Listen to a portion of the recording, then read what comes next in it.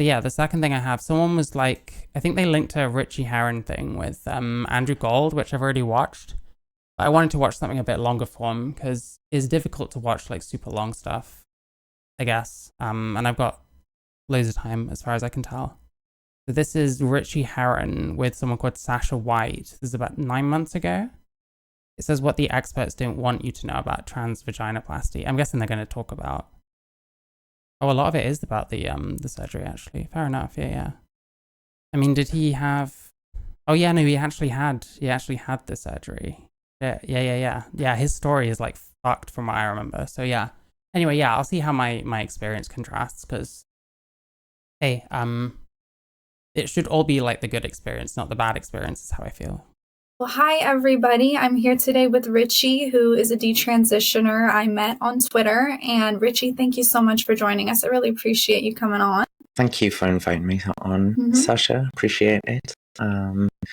I'm always willing to talk and explore this issue with as many people as possible, even though I feel like in this field, a lot of people start, how should I say, they're very familiar with each other's work, but there's always a branch out somewhere. So I'm more than happy to chat to you there. Excellent. Thank you. And I first came across you from your viral Twitter thread. So I'm sure you probably get that a lot. You had this mega viral thread. J.K. Rowling took note of it. You know, I think right now it's up to like 40 or 50,000 likes. And you basically just were candid and searing about the truth of your surgery, which is the surgery is vaginoplasty. For people who don't know, it's also called penile inversion. And it is what's considered usually the final step in a transition for male to female. So what's so important to me is to educate people on the risks of the surgery, on, you know, what can happen, because there's so much information out there from trans activists that tells people this is going to be great. This is going to, you know, change your. One of the things that'll be interesting, actually, I think he had a very different experience to what I did. And like, we've been looking at like the WPATH files recently, and they very much kind of highlighted a lack of like standardized care. I've seen studies on like surgery and in relation to the to like consistency across all of them, you know, like the consistency is not there. So I think that'll be interesting to highlight because like I'm ultimately someone who's coming from this as I had a good experience and like I'm happy with how it's gone. I didn't have any complications. So like, yeah, that'll definitely be interesting because I've seen a lot of the internal messages and stuff, like people just kind of winging stuff and like just throwing opinions around, and it's kind of wild. So yeah, it'll be interesting. Life for the better, and then they kind of hide and obscure really the dark side and the dark reality of this. So so first of all, Rich, what was it like when that thread went viral? I mean, at the time, my posts were getting like a couple hundred likes at the most. So when it just took off, it was just like, it just kept taking off and taking off. And I think what it was is the more I thought about it, I was like, the reason it was taken off isn't just because it was an honest statement and an honest account, but it was that there was this desperate sort of need for this experience for people to just say the truth, for just tell it like it is, without all the caveats, without all the terms and conditions, like, I know this works for everyone else, I know I don't want to hurt anyone, and all that sort of shit. And it's like, I was so angry because there were so many other people who were dealing with this in the background, and they were just unable to talk to even people close to them, and I resonated very strongly with that. My surgery was in 20. Yeah. So one of the files, someone was saying literally the only person they refused care to was so fucked up that they were like hallucinating in the room. Like that's what it took to make them say no to someone. Wild. 2018. So it's been like, at the time, it was like 4 years. So a lot of people are still in that early regret process, like 1-2 years. And I already kind of been through the ringer sort of thing. And I'm just watching everyone else being gaslit into silence, people scared to speak out. And I understand it's an immense pressure when you're hurt to say, listen, I don't want to spoil it for anyone else. But the way I see it, it's like, imagine, you know, being in a car crash and then not reporting it out of fear that they're going to put a speed limit on the road or something. That's all. I don't want anyone to stop driving. I do completely see his point. And it must be really annoying how I don't know what kind of reputation he specifically has among like TRAs, but I do find it like super annoying the way they kind of discredit them in a way and suggest that they're trying to like ruin it for everyone. And then you have to constantly fucking explain yourself. Like I can see why it must be like immensely frustrating. And like, I don't know, I guess I'm able to empathize with that, which is why I'd rather hear these people out than just be like, oh, they're just mad because it didn't work for them and now they want to spoil it for everyone. Like, that's a very childish way of thinking, to be honest. I just want people to take caution at these places where, you know, things go too fast and it does end in a car crash. And I use that analogy a lot because it is very apt. So sorry, I'm trailing off, and you're gonna have to wind us in on things like this. With the thread going viral, so it sounds like that was the first big exposure that you had. It was, yeah. I mean, I had like a semi little viral moment before. I was in the newspapers for suing the NHS and all this sort of thing. But it was unreal. I was just all of a sudden on everyone's lips, and it's a very, very odd experience to be on the outsider and knowing all these faces, and then all of a sudden you're in their world. Yeah, I can imagine. But a lot of it was just an out frustration. So I wasn't half surprised that it went the way it did, because I knew there was like people wanting to hear what it's like without any fear and restriction. And for me, a lot of it was just, I'm tired of this bullshit. I'm tired of dancing around niceties. I just want to say what it's like. Yeah. And by doing that, you did such a service, because a lot of people really don't know. And I do want to also ask you a little later on about, like you said, suing the NHS, and that's super important. And we're going to get to that. But, you know, there are so many people who, even I talk to, they think that it's life-saving care. And they think that it's bigoted to even speak against it. As you said, you know, you felt like... I need to get more into the life-saving care, like, claims, but it really isn't. Like, it's a very odd way of expressing, like, life-saving care. Like, it's more like you're trying to manipulate people into thinking it is, rather than because it's, you know... What's an example? I don't know, like a chemotherapy or something. Like, there's a very definite, obvious, urgent need for that.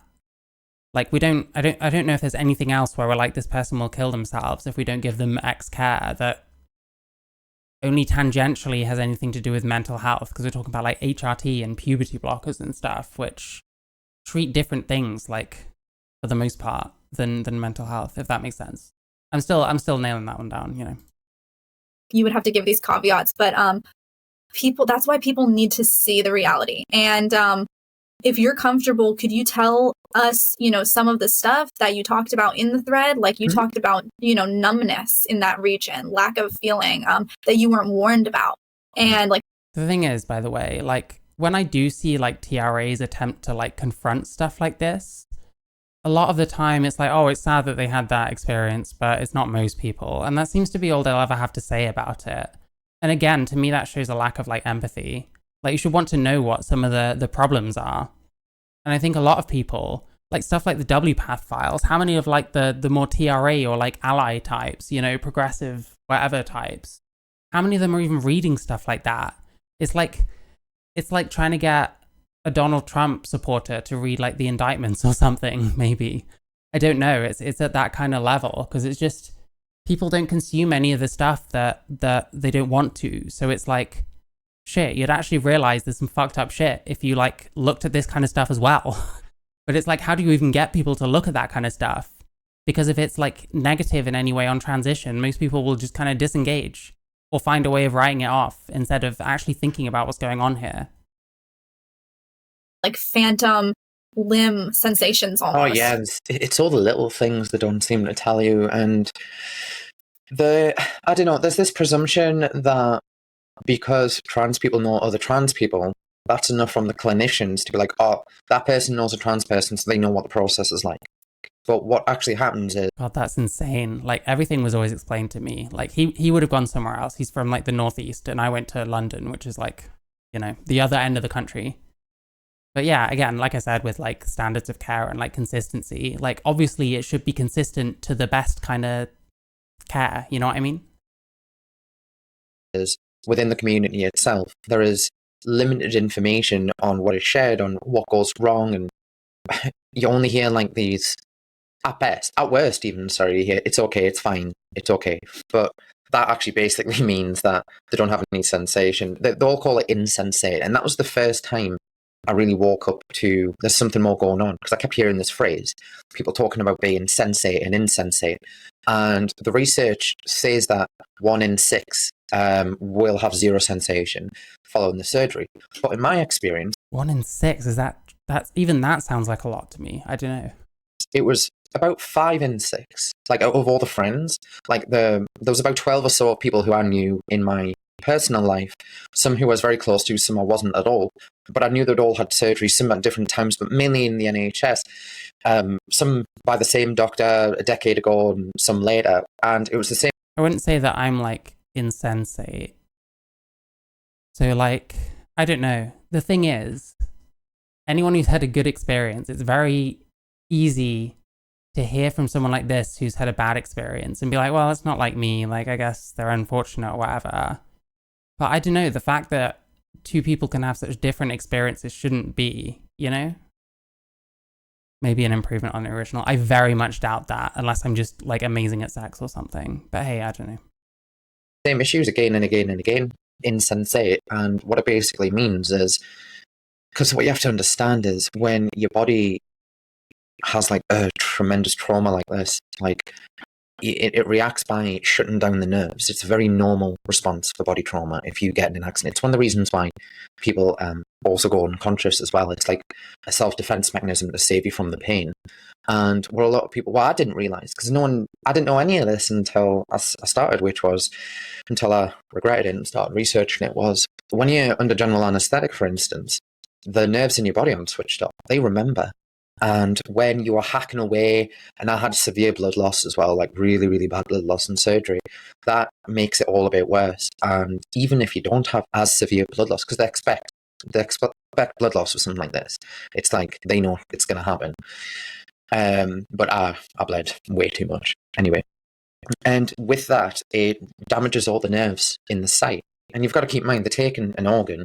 Imagine your arm, and they shed off all the skin, right?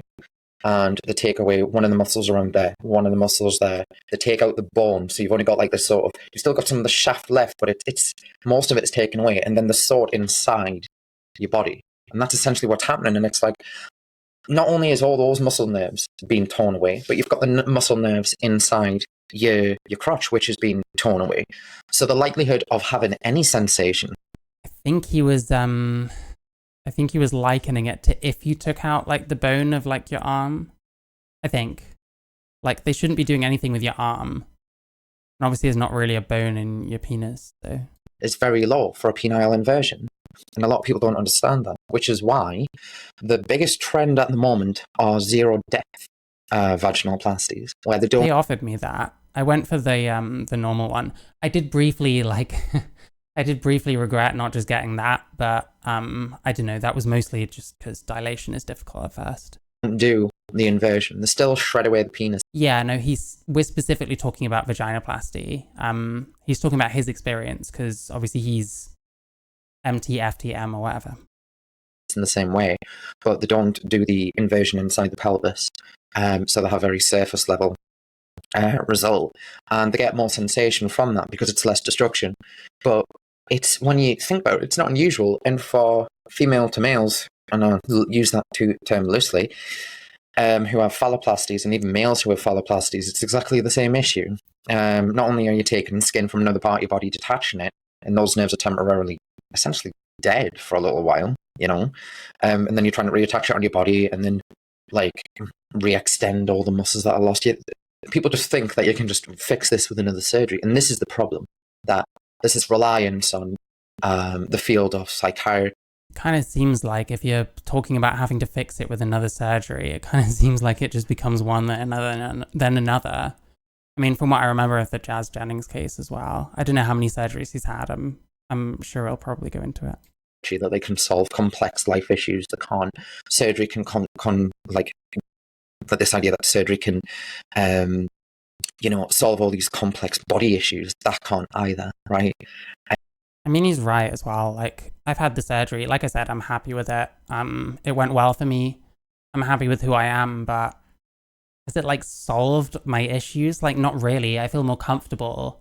I can obviously wear clothes easier that you know, before surgery, I couldn't wear certain things because there'd be a bulge showing, and I don't understand any like trans women that will show like a bulge, you know, with your penis.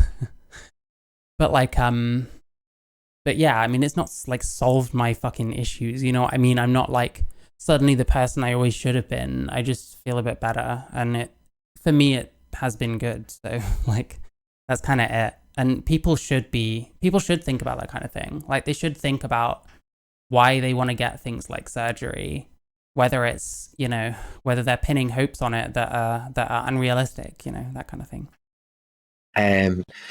And it was the little things. So you get like a sheet of complications, and it's stuff like granulation, generic bleeding. Would I do it again today? Jesus Christ, I don't know. I wouldn't change it because, I don't know, ultimately, I've got good things in my life. I wouldn't want to give things up, you know, for something that might be worse. But like, I don't know. I don't know how I'd feel if I had like a dick today, if I'm honest, because my mentality towards my own transition or whatever was very different around the time I was getting the surgery. This was 2017, you know what I mean? If I could decide again. Yeah, exactly. I really don't know. If like I'd never got it done until now, I'm really not sure, to be honest. I don't know if my different outlook would have made me feel like it's pointless because I'm not, you know, it's not making me a woman, you know, that kind of thing. So like, what's the difference? But I'm not sure. You know, it doesn't really go into the detail of what they mean in effect. It tells you what they are. Granulation is a very nice word for dead scar tissue. It's like scabby tissue. And all the next to every single wrist, we've got a figure. And it starts at like 1 in 200 and goes down to 1 in 2,500. And for people who go through this procedure, especially when you believe that this is the thing that's going to really make you this idea that you had in your head, you look at those risks and you think, you've got to be incredibly unlucky to have all of those. But yeah, that's true. I mean, hey, they explained the risks to me. They definitely didn't express it as something being like, oh, this is very rare and won't likely happen. It's like, it's stuff to be aware of. Like, any of this could happen. You could develop like a fistula or something like that. Thankfully, none of that happened to me. As far as I know, there's been no problems. So like, I don't know. But like, hang on, let me just get what you said then. Risks, and you think, you've got to be incredibly unlucky. But yeah, like, I think anyone's probably going to feel that way, especially if you've already got like your confirmation bias of having been trans for however long and being that set on this path. I think most trans people are going to ultimately think that way. Maybe you get some that won't have the surgery because they're too worried about the risks and stuff like that. But I don't know, it's a difficult one. To have all of those. But what they don't tell you is that 100% of patients have at least 3 complications. 3. And I'm not talking like... Oh, wow. I'd like to get a list of like complications in that case. Minor complications. And the scale of these, how bad they are, gets terrible. There's also the one that we all feared the most, which was the 1 in 32 chance of necrosis for the neoclitoris. So for those who don't know, the tip of the penis is used as the clitoris inside. And there's a 1 in 32 chance that can just fall off and you wouldn't know. And I've had people who have went to the surgeons and said, I think something's happened, I don't think it's there anymore, can you check? And nurses have been like, yeah, it's fine. I'm going to try and find like a broad list of like complications. I didn't really have any problems, but it's, you know, it's possible maybe at the start there was the odd thing. I'm not really sure. It's fine. And then the surgeons had a look and went, yeah, it's gone. And they went, what do you mean it's gone? It happens. It's gone. And it's gone. Jesus Christ. I don't know if they would have said it like that, but Jesus. I don't know. It's weird to like listen to this and feel more like I'm lucky rather than, you know, normal, maybe. But I don't know which is true, and I'm trying not to think of it in those terms anyway. I mean... And they just walk away. They don't care. The psychopaths, like, people don't understand how crazy these people are. They're all very smiley and happy, especially when they're wheeling you in. They don't look in you in the eye. They don't have good conversations with you. They don't, like, I didn't have a decent conversation with my surgeon. It was all through this head nurse, you know? And yeah, I'm a bit hesitant, but at the same time, I'm not sure. Like, yeah, I don't know. Let's see if we get more on it. a lot of people have this experience where they don't really sit you down, they don't really look at your comorbidities. They said me all, like, he was aware I was extremely OCD and had all these other issues, and he said they were all well managed, and they rely on the psychiatrists to say everything's all well managed. But even if it goes quote unquote well, you still have a lot of other issues that come with it. So the site is very much, you've got to keep in mind, they rely on the fact that your urinary tract has changed to lubricate the area to stop it from drying up. So basically, they're relying on you pissing yourself to keep it moisturized. But obviously, for someone like me, I'm always using stuff like bio oil and stuff to stop that, because if you don't do stuff like that and you just leave it alone and you never ever maintain it, you get infections, you get sepsis. I know people who've let it close, and it's a terrible idea because it doesn't properly close. It leaves like these pockets behind, and these pockets get infected. And by pockets, I mean, imagine a shaft like that, but closing like that. Yeah, again, like stuff like this is true. This is stuff that can happen for sure. Like a lot of this kind of thing, I think, is more to do with care and making sure it doesn't like start closing up and stuff. Because like those like gaps, like what he's doing right now, the tiny gaps that'll be between the two bits that are pressed together, like those will be like breeding grounds for like bacteria and stuff. So you've got like this space like that, and it doesn't properly ever close, and it's just hell. And then you've got the issue of, if you have, like me, when you engage with sex with men, if they say, for instance, if I was having anal sex and they went too hard, there's a chance they can perforate the passageway and stuff like that. And it's just all really like, they don't tell you. They say, I don't have anal. Actually, there's kind of one more factor, I think, for me personally. I don't do like penetrative stuff. Like nothing really goes in there like ever.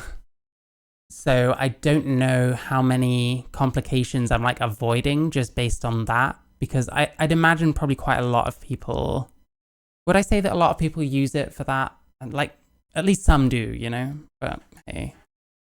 So I think that's probably something to bear in mind. I probably get that kind of bias of it having been relatively easy because, you know, I make it relatively easy in that way, which not everyone's going to do. And that's not a slight on them, you know.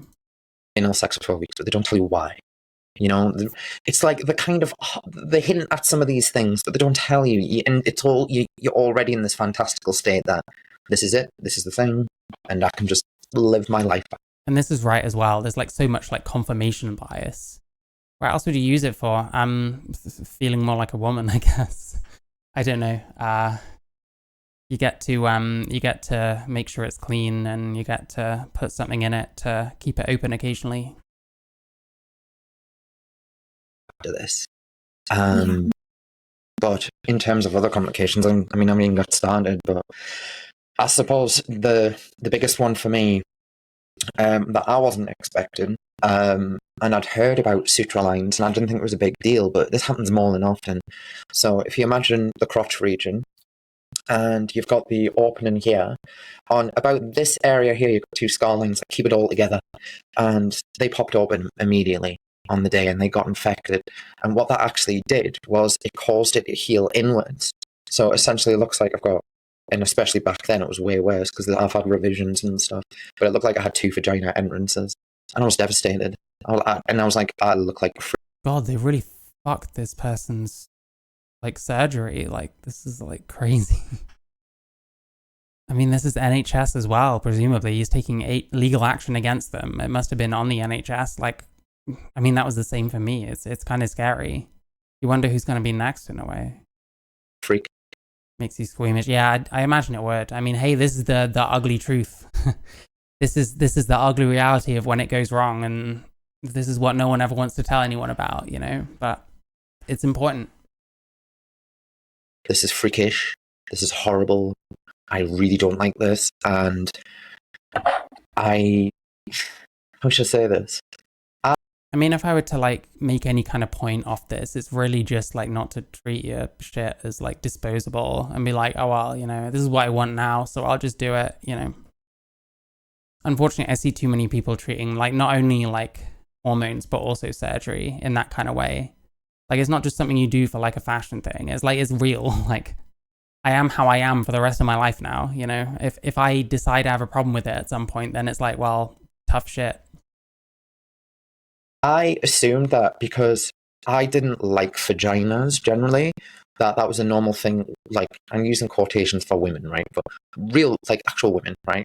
I just assumed, well, they don't love their vaginas either, right? They're not like fucking praying around how great their vaginas are. So this is a very normal feeling.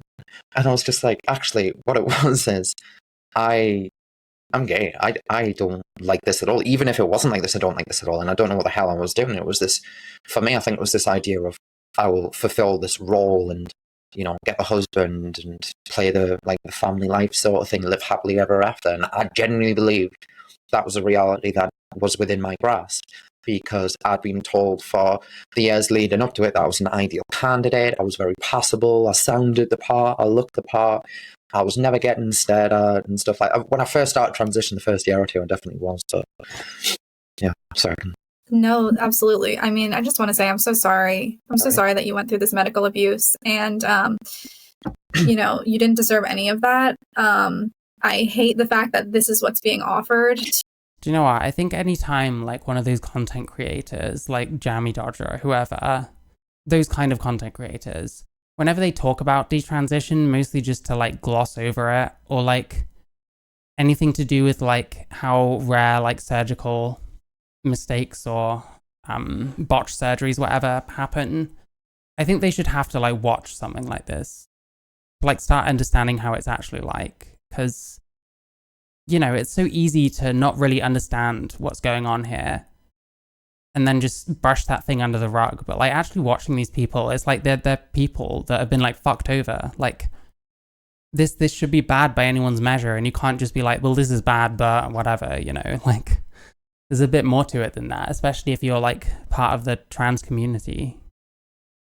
But hey, we kind of, the community at large has made its feelings clear, I guess. So, you know, people like this are made out as like terrible people when they're the ones who have been like harmed, right? To people who need some form of help or support. And I also want to just talk a little bit about and explain for people who are listening about the surgery, a little bit more about it.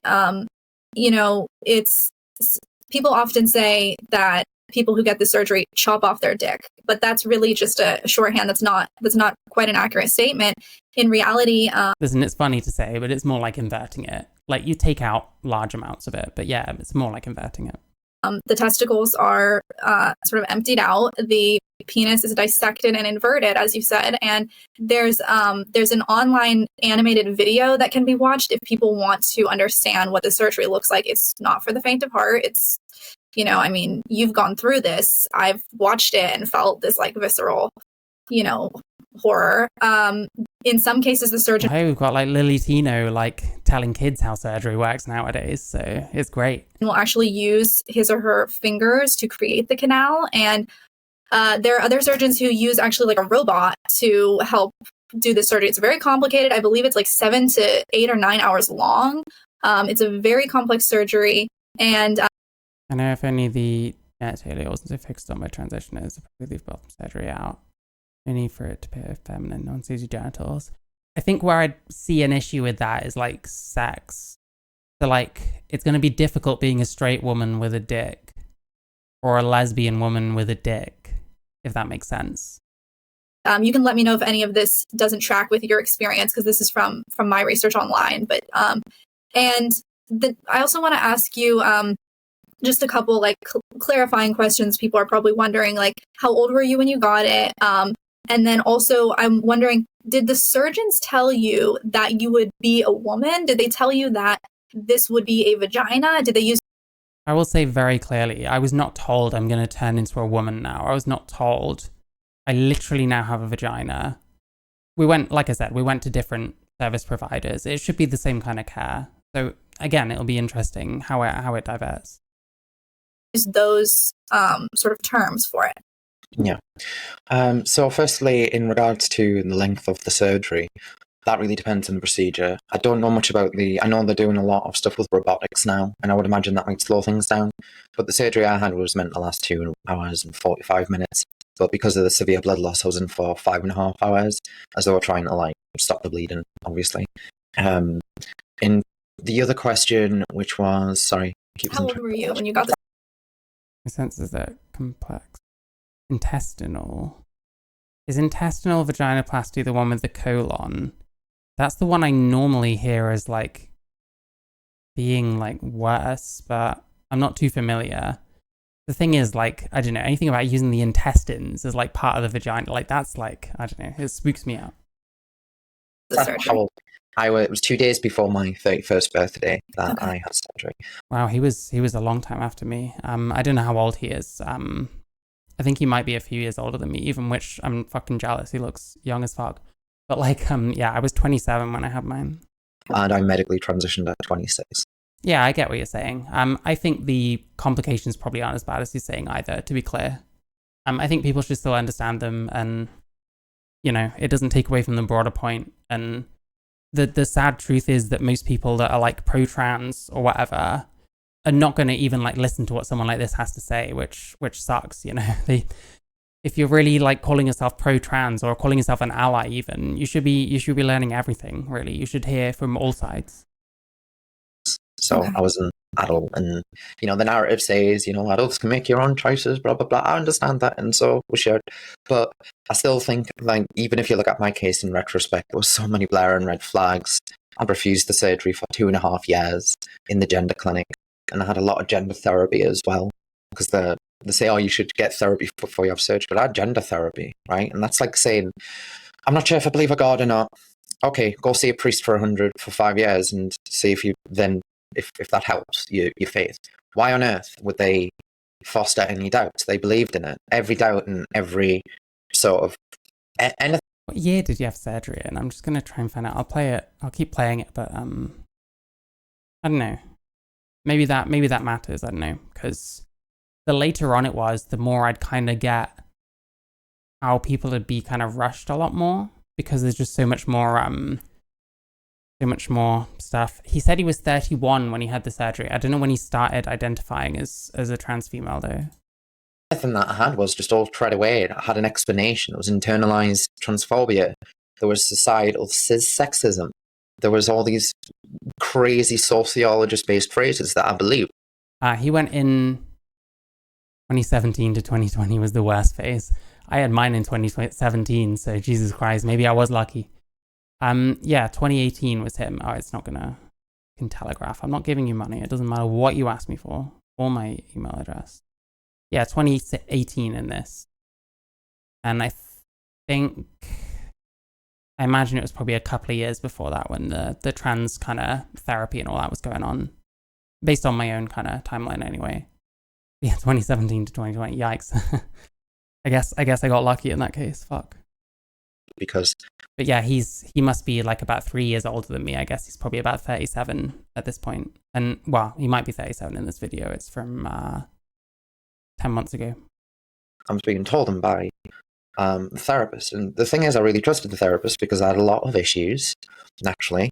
Because you don't come into this like as a healthy. There's very few people who had very, very like balanced lives as kids and as young adults who transition. It's like a tiny percentage. It does seem that way, I will say. It's going to be hard for me to like substantiate that, and I don't know if he will at all, but it does kind of feel that way. I mean, I'm very stereotypical in a number of ways, like, put it that way. Most people have come from some form of trauma. They've had a variety of different issues, you know. Most of us, how should I say this? And this may sound weird, but most of us come from like good providing families and stuff, like, and it's a lot like working class, middle class. It affects everything, but it's not as stereotypical as you think that this. Hey, listen, it happens to children too. I mean, maybe you know about the Jazz Jennings thing.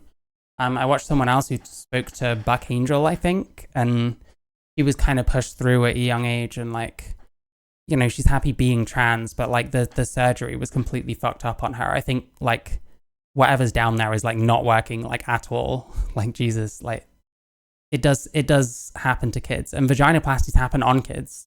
Like they have happened.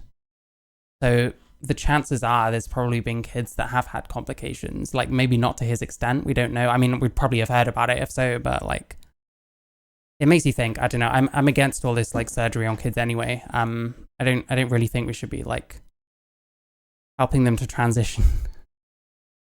but yeah, I don't know. It's such a big topic, I guess. This is all down to like severe sexual abuse and stuff. It's not that simple.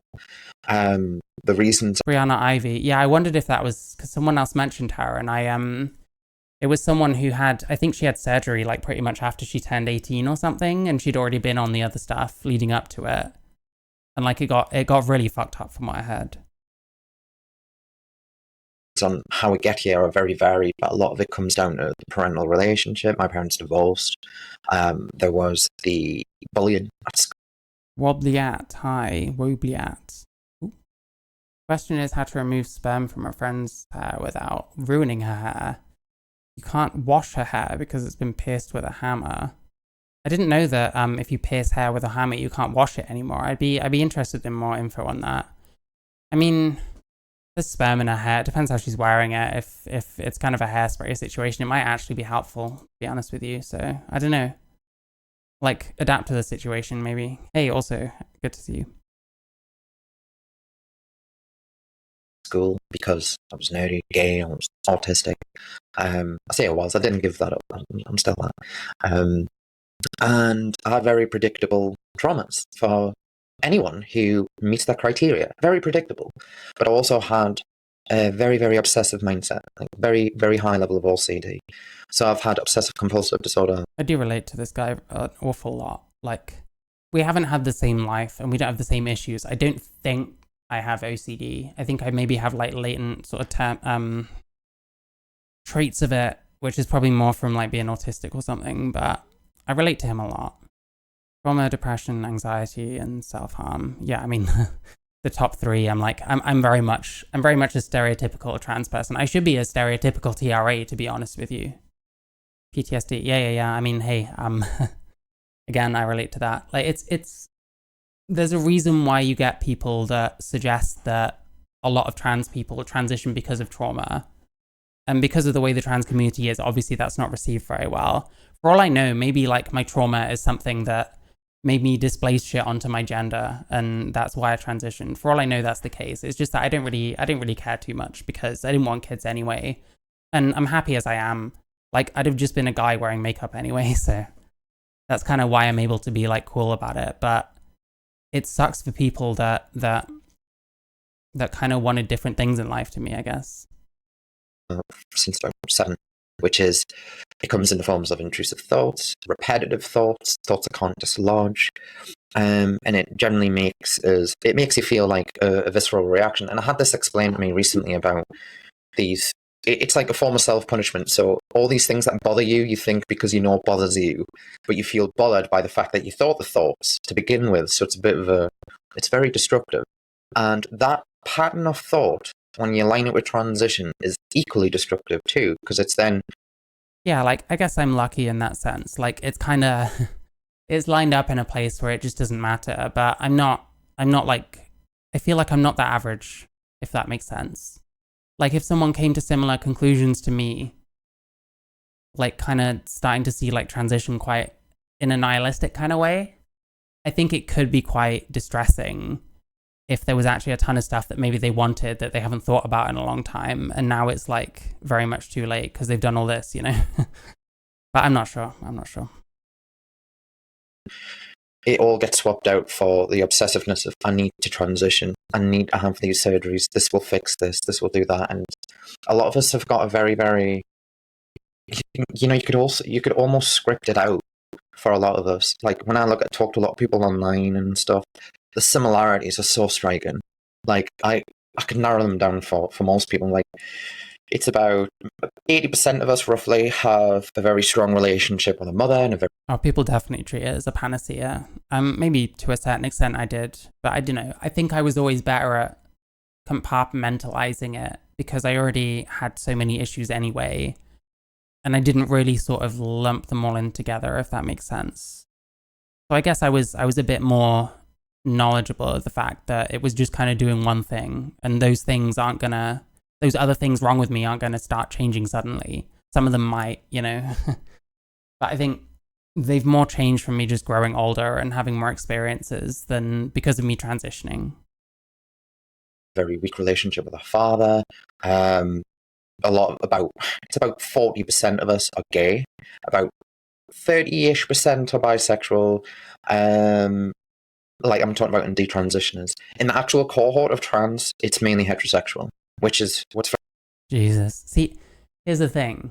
I have a theory with some like heterosexual trans people, and I include myself in this, to be clear. I think this is probably true of me as well. I think there's probably quite a lot of them, especially when they start even like in their mid-20s or whatever, but very much so as they get older. I think some people, especially these kind of straight guys, kind of use it almost like a life reset, almost like you imagine someone in their like 50s who's had like kids and stuff, and like suddenly stuff's starting to go wrong in the marriage and stuff like that, and they just don't really have much without it, for example. So I think sometimes it's like just trying to reset your life and just trying to start something else, and if you get obsessive enough about it, like, you'll do that. And maybe it gives them a reason to live or something like that. I feel like maybe to an extent that was me as well. very interesting is a lot of the people who come to terms with their sexuality as they grow up and as they age out with these things. And I had a very arrested development. Poppy, Jesus Christ. 20s and late middle age. Yeah, I don't know. It's different for everyone. Yeah. It's very difficult to really nail down, and there's always going to be very different reasons depending. So, like with a lot of the trans people I'm seeing nowadays, there's a huge increase in hearing people say that, I met trans people like 2 years ago, and then I started transitioning 6 months after I met them. Like, it's interesting how often I hear that one at the moment. But a lot of these people, they seem like there was not much to them before they started transitioning. So I don't know. Most males transition in their 40s and 50s. The stereotype is like with straight guys, that's more the case. But like for me, it's different because I transitioned when I was 25. So I don't know. It varies. Like we try and come up with like categories the way that the AGP thing works, and there's like some merit, but I think we could do with being a lot more like nuanced about it, maybe. So I'm trying to learn as much as I can, really. I'm just me, and this is just what happens. And by the time I got into me very early 30s, I really started doing all the work that most people do in the mid-20s. Do you know what I mean? I was just a little bit behind socially, and that's very, very God, I do relate to this guy a lot, I have to say. normal, especially in the trans brigade, because a lot of us are very nerdy. It's basically nerd culture, in a way. Do I plan to? Yeah, so I had bottom surgery in 2017. I've been post-op for like 7 years. Like, I'd consider stuff like facial feminization surgery if at any point I had that kind of disposable income, but it really isn't the end of the world for me. Like, what people talk about how like they need it because they want to be like pretty. I don't see it that way. I'd like to look a bit nicer. I'd like certain things to change a little bit, but it's not the end of the world, It is very much a vanity thing at that point. And that's the same with, you could say the same thing about women that get like lip fillers and stuff like that and whatever else. But yeah, so for the most part, it's been, and I have electrolysis done as well. But for like surgery, it's just been that one thing. And then medically with hormones as well. That was being I've been on hormones since 2016. So that's like 8.5 years, I think now. medicalized. A lot of us don't feel like men or women, whatever it is. And then you get given this idea. And I've totally rambled off track from the original question. I'm glad he did. Jesus, I think he's onto something. Hang on, let me get that again, because I definitely feel what he's saying. It's been medicalized. A lot of us don't feel like men or women, whatever it is. Yeah, because I felt that in my teens. We didn't have non-binary in fucking 2006 or whatever. But that's how I kind of felt within myself. I didn't really relate to like being a guy. I didn't relate to other guys. I didn't relate to girls either. It was kind of bizarre. Oh yeah, I know. Charlie's lovely, and I think the same about her. I don't even get drunk, so I even have that on her. So yeah. And then you get given this idea. And I've totally rambled off track from the original questions, Sasha. No, that's so fine. sorry. It's all your thoughts are really interesting, and it also gives me so many more. I mean, he hasn't said much. The one thing you often hear is like the sort of, oh, I had thoughts of wanting to be a girl or thinking that I'm a girl since I was a kid or whatever.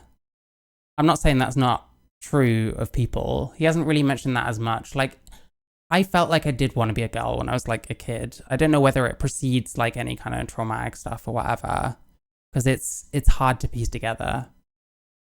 But yeah, that's one thing I don't know if I've heard him mention yet. Like maybe it wasn't true of him. Maybe he did kind of very much completely get these feelings more later on in life. I don't know. I think it's often a lie or a distortion of memory. It could be. I can see how someone would start to interpret the way they acted as a kid differently. Because like I didn't play with Barbies. I didn't like put dresses on as a kid. You know what I mean? Like I started wearing makeup when I was about 16, like on and off. But that was kind of different. And it's really difficult. And where it's like testimony and people talking about what they thought about when they were a kid, it's like, how much do they remember correctly? How much are they being honest? How much are they not just trying to cope, you know? Just trying to put logic to something that maybe doesn't have logic to it. It's really difficult. And people's testimonies are like, they might be true, they might not be. It's so fucking difficult. I think feeling apart from your own sex is the desire. Yeah, maybe. Yeah. More questions I want to ask you, but the one thing that I yeah, memories, like it's crazy the things you misremember. Like you hear a line from a sitcom or something when you're a kid and you remember it as this, and then you watch it again and it's like, shit, that was not like, I remember hearing like lines from like fucking Friends, because my sister used to watch Friends when she was like younger, but I didn't really. And when I saw like bits of it later on, I'd be like, that is not how I remember that happening. And yeah, it's super easy to like misremember things, and people should be wary of that. But plenty of people would rather use that as like confirmation and like fuel their kind of confirmation bias towards like the trans thing, you know? Memory is extremely erratic. Yeah, absolutely. And the other thing is like, what was that therapy that was potentially like implanting false memories in people? Like false memories of like bad things happening to them, which is really quite crazy. I think it was to do with hypnotic. I think it was to do with hypnotism or something, but I can't remember. But yeah, you can potentially like implant a false memory in another person for sure. I was curious because from some things I've read online from... How is it called? Recovered memory therapy. It might well be. Yeah, I watched something on it ages ago, and it's very sinister, and it made me very wary of behind a lot of DID. That would not surprise me. I was looking at for some articles I wrote. I was looking at the surgeons' websites, and I was like, what are they saying to people? How are they presenting this? And you know, a lot of them would just say, your new vagina, you will be a woman. Oh, yeah. Like, and I spoke to Shapeshifter, who you might know from Twitter, who is also a detransitioner. It's complicated in terms of whether, I'm not sure he's like identifies 100% with detransitioner, but regardless, he got the surgery, he regretted it, he has gone through horrible complications and just suffering. And he told me as well that, you know, they told him he would become a woman. His surgeon said, you will be able to have sex with straight men with your new vagina, which is just so, I mean, it's so heart-wrenching to tell that to a vulnerable gay man and to lie in that way. So I was wondering... You kind of wonder, like, the standards of care, what kind of stuff they said about, like, language and stuff, and what you should be telling people. Because I wasn't told stuff like this, and I'm 100% not saying that this person's lying, because we went to different healthcare providers. But you imagine there should be like standards around this thing to make sure that people aren't getting the wrong idea, that they're not like, I've literally changed my sex now, you know, that kind of thing. And it's kind of crazy, really. Humans in general go through periods of wanting to know this to be the opposite sex. Yeah, of course. A necessary part of developing empathy. It's so misguided for therapists to tell people this equals trans. Yeah, of course. It's dangerous to like start looking at stuff that you did before and start interpreting it certain ways, I think. Wondering if they overtly told you, like, this will make you a woman, this will give you a vagina. Well, as for what the surgeon said, I don't think so. I had very little conversations with the surgeon, but what did happen?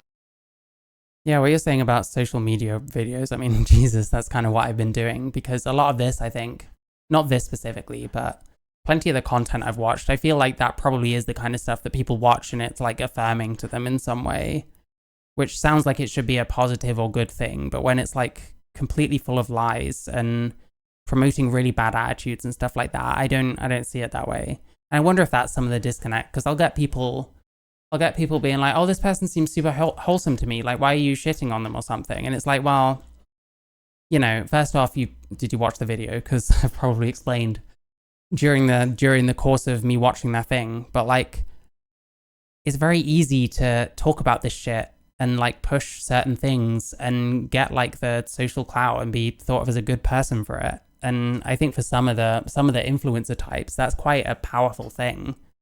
I mean, they must be seen as like heroes and stuff, like educating people and stuff, and it's just not like that, you know? And I've talked about this publicly before. In the the pre-op assessment, where I ended up going with like, they might be smiling, but they're also lying to children. Yeah. And it like irritates me. I get really annoyed with some of them, like watching them. And I feel silly because it makes it seem like I'm just kind of flipping out on camera to try and get views or whatever, or like trying to exaggerate something. But some of it like genuinely like really boils my blood a little bit, because it's kind of disgusting when you actually think about it. Two other people, unbeknown to me, I had no idea you did it in threes, but there you go. They do it in groups of people now, which is disgusting. And I'm sat in this room, and the surgeons on the other end are like he's like facing sideways, looking at his computer, and in between us is the head. Fake nice people. Listen, I can't remember how old I was when I decided this, but people that are like certain amounts of like overly nice when you don't even really know each other, I started to think these people are always the ones that if the slightest thing is wrong, they're going to turn into like a completely different kind of person. Maybe it was from serving people at Weatherspoons, and you know, you get these very seemingly quirky, like eccentric kind of people who are like very boisterous and outgoing. Like, yeah, I don't know. I'm not saying everyone that's like that is a terrible person, but like you'd get the odd one where it'd be like, Jesus Christ, I just fucking knew it. You know what I mean? Phalloplasty is worse. Yeah, that's a much more complicated and crazy thing. Like, you should not be having like stuff taken from your arm for like a vaginoplasty, for example. A nurse, and she's got this big hardback book, and she's just facing it like this, and she just starts turning the page, and it's just a collage of women's labias and vaginas. Oh, wow. And she's just going, if you notice, every vagina is different, blah, blah, blah, blah. And yeah, we've all heard that one. Listen, mine probably looks like a vagina because they're so different. We're still talking about looks first of all, and not many people are really seeing them, so I don't know. and I'm like looking at them, and I'm just thinking, I'm really confused. It was such a bizarre feeling, like just getting shown this book, and she was kind of talking to us like, well, we were intellectually disabled, she would say. David Foss, genital mutilation, of all kinds, it's horrifying. I don't know if I agree. Like, I don't know. People consent to stuff ultimately, and if it goes right, then I guess what's the problem? As long as they're happy with it. I don't know. I mean, everyone's got different standards on it. Like, people will see this as body modification. Other people will see this as very necessary for, like, your body feeling, like, cohesive or whatever. So, I don't know. They're not always so easy to spot. When you're a child, this is the thing. Like, so a lot of younger people watch that kind of content where they're very smiley and nice. You know, like the queer Kiwi, like, smiling and laughing as she, like, shits on people and makes the most broad fucking takes about capitalism and shit like that. So, like, children are going to be more taken in by that kind of thing. And, like, plenty of trans people are very vulnerable and haven't had the best time in life. So might be more, like, easily manipulated because someone's being all nice and, like, friendly and, like, happy and stuff. And they might get taken in by that, you know. It's not hard to do. Like, I would be surprised if manipulating the average trans person is that hard. And I think it happens a lot. I think that a lot of content creators, again, I'm not talking about the thing we're watching right now, a lot of like these trans content creators with the massive smiles on their faces constantly, I think they're probably extremely manipulative people. I mean, look at Lily Tino and tell me that there's not something going on there, you know? Very slow. Every vagina's different. If you Yeah, the Brianna Ivy thing. Yeah, it must have been. Yeah. Yeah, I remember that actually. And if they were saying that there's ways in which you'll pass better if you do it younger, then I guess, yeah, they'd be being more truthful. But like saying that if you start young enough, you'll become a woman, like that's a bit crazy. Even circumcision, fair enough. I mean, hey, everyone's got a different place where they put the line, right? People should consider subscribing to my channel and liking the stream. Thank you. Check the links. We got Discord. We got ways you can support the channel. Thank you. noticed it, and then it was just like, hang on. And then I've talked to others about this, and they're familiar with this book, this horrific book. I haven't found out the name of it. I don't even know if it's the results from surgery or if it's women's vaginas. We've got no idea. We just got shown. But you're saying they both destroy natural form. Medicine is supposed to restore those things. I think where it's kind of angled is more, it's about alleviating gender dysphoria. But, you know, again, your mileage will vary as to whether someone will accept that. So, yeah, I don't know. It's about the best defense of it I have, unfortunately, because it turns out there's not many good points for trans stuff in general. In this book. So straight away you're like, okay, well, every vagina is different. So if mine looks different, that's okay then. Was the message that yeah, that's okay. That's why I do it. we're left with. And they always, you know, they refer to all of it like your vagina. They might say stuff like neo vagina. But even now, when I'm going to appointments, because I've got issues down there, I've got a skin condition called lichen sclerosis, which existed before surgery. They just didn't bother. They just didn't care it was there. Now it's in. Wait, he had a skin condition in the area where they did the surgery? Is that what he said? Because that's like fucked. Which existed before surgery. They just didn't bother. They just didn't care it was there. Now it's in the very back inside, and it's causing a lot of hell. Jesus. So that requires a urologist to look at and a dermatologist. I get palmed off into gynecology for that, even though it's not a vagina, it's an inverted penis.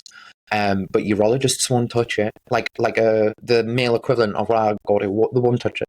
They will not go near it. They all say the same thing, you need to go back to the surgeon. So here's the thing about my surgeon.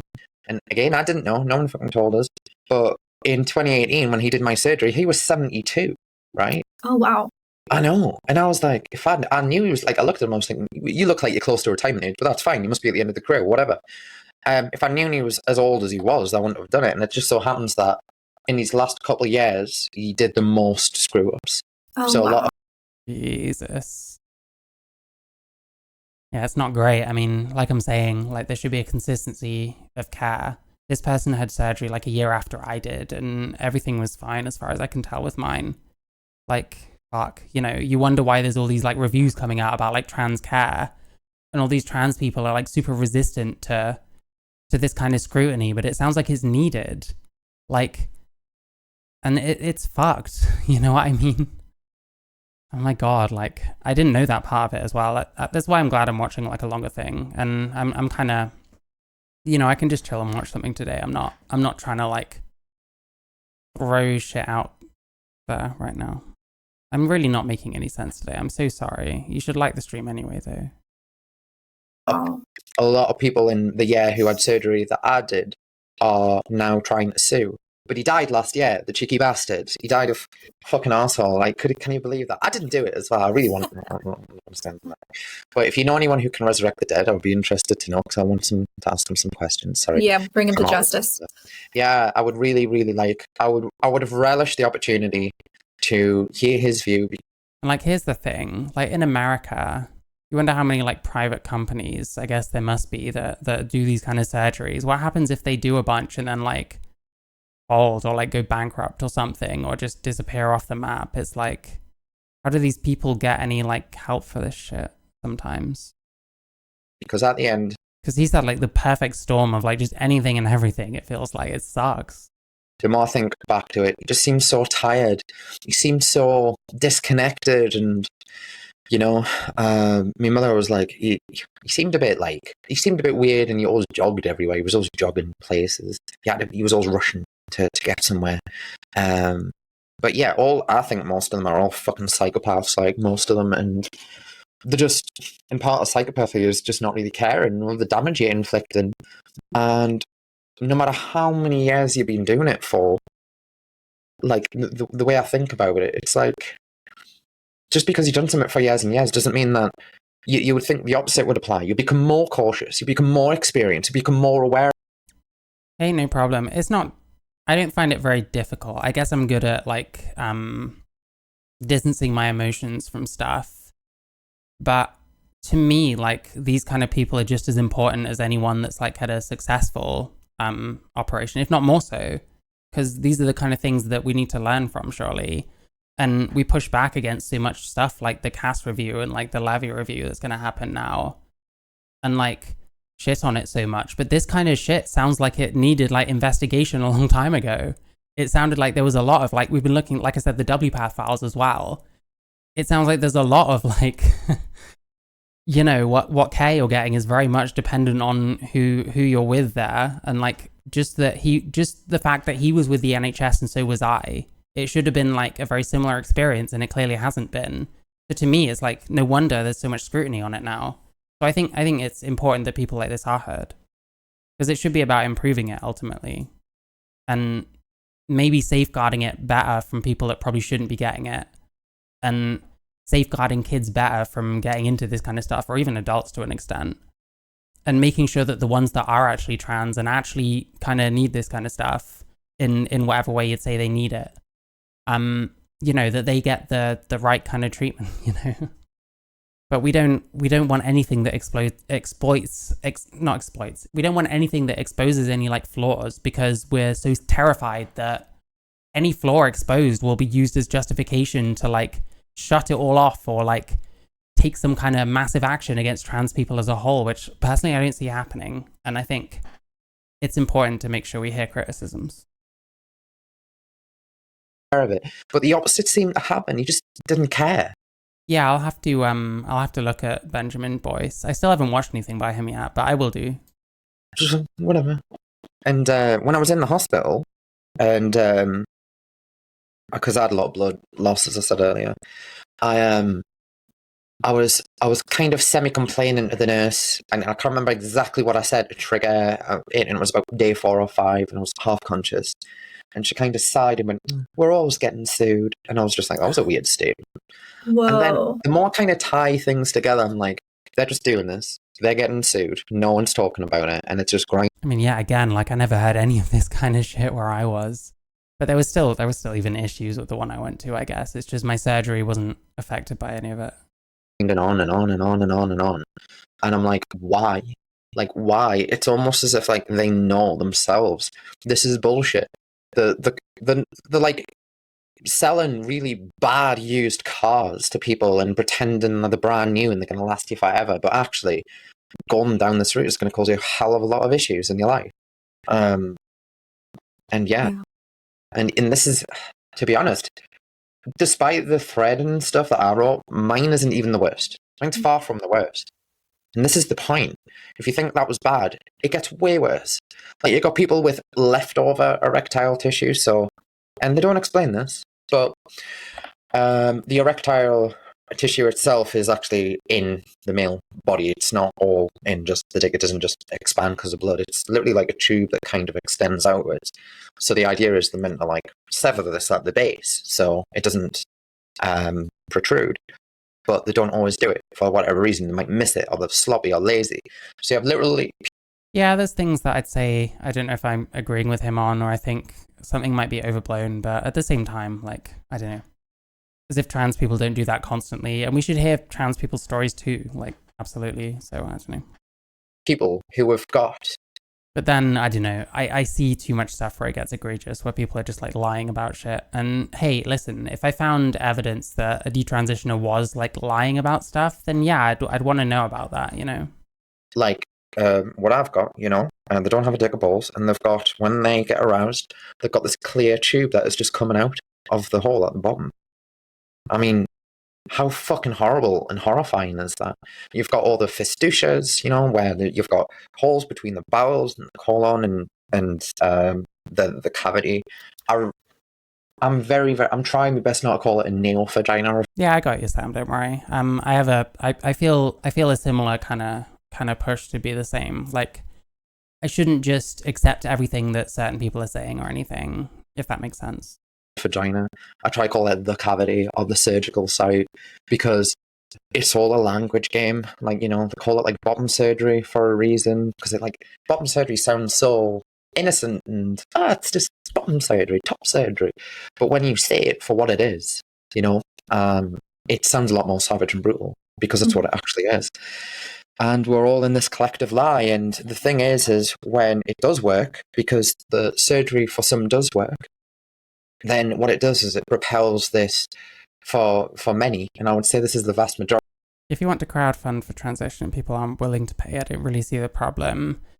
I don't know that I see the problem. I think what I'm critical of is that, well, first of all, you get some people that sort of feel quite entitled to like other people's money in that way. And they're trying to make it out as if, you know, this is something you should do if you're a good person or whatever. But like, the way it became a trend and what we're mostly seeing is like people not really getting a whole lot of their goal, and it's not really working very well anyway.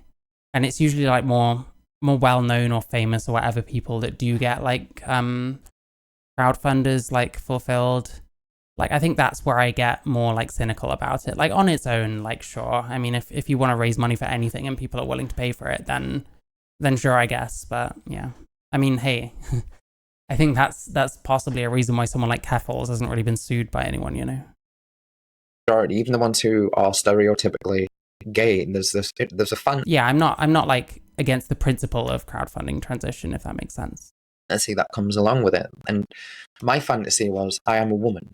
That was, and I'm not saying it was like this sexual perversion 24/7. It was a fantasy I built in my head. Like, some people fantasize that they're going to be like this entrepreneur and this rich person, and they try to project that feeling onto the world. And that's kind of what I meant. And I think people looking outside inwards, because the discourse is so fucking horrible and without nuance, that they assume that males who transition, and only males, never the females who can be way more promiscuous, that we're all constantly thinking of sex 24/7, and it's simply not true. We don't have the energy for that. Who does?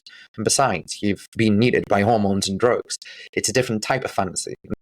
Well, yeah, but when they're saying that about like trans women, you know, being oversexed or whatever, they're always pretty much pre-op, possibly pre-everything. I don't know. It's again part of the whole cult thing where it seems like all these people seem to have all these like paraphilias and stuff, but it's like a subsection of trans people, right? Like, I'm not like kinky or anything like that. I'm just not like that, you know? And this is why you've got anime accounts for a lot of young trans people. Yeah, like, I mean, I think the stereotypical shit in that sense is very much like, you know, post-ops or whatever. Pre-ops, fuck me. Wouldn't get bottom surgery if it was about sex. I think some people possibly would. Like, they might see being fucked by a man in their neo-vagina as like the ultimate kind of validation of their sex or whatever, if that makes sense.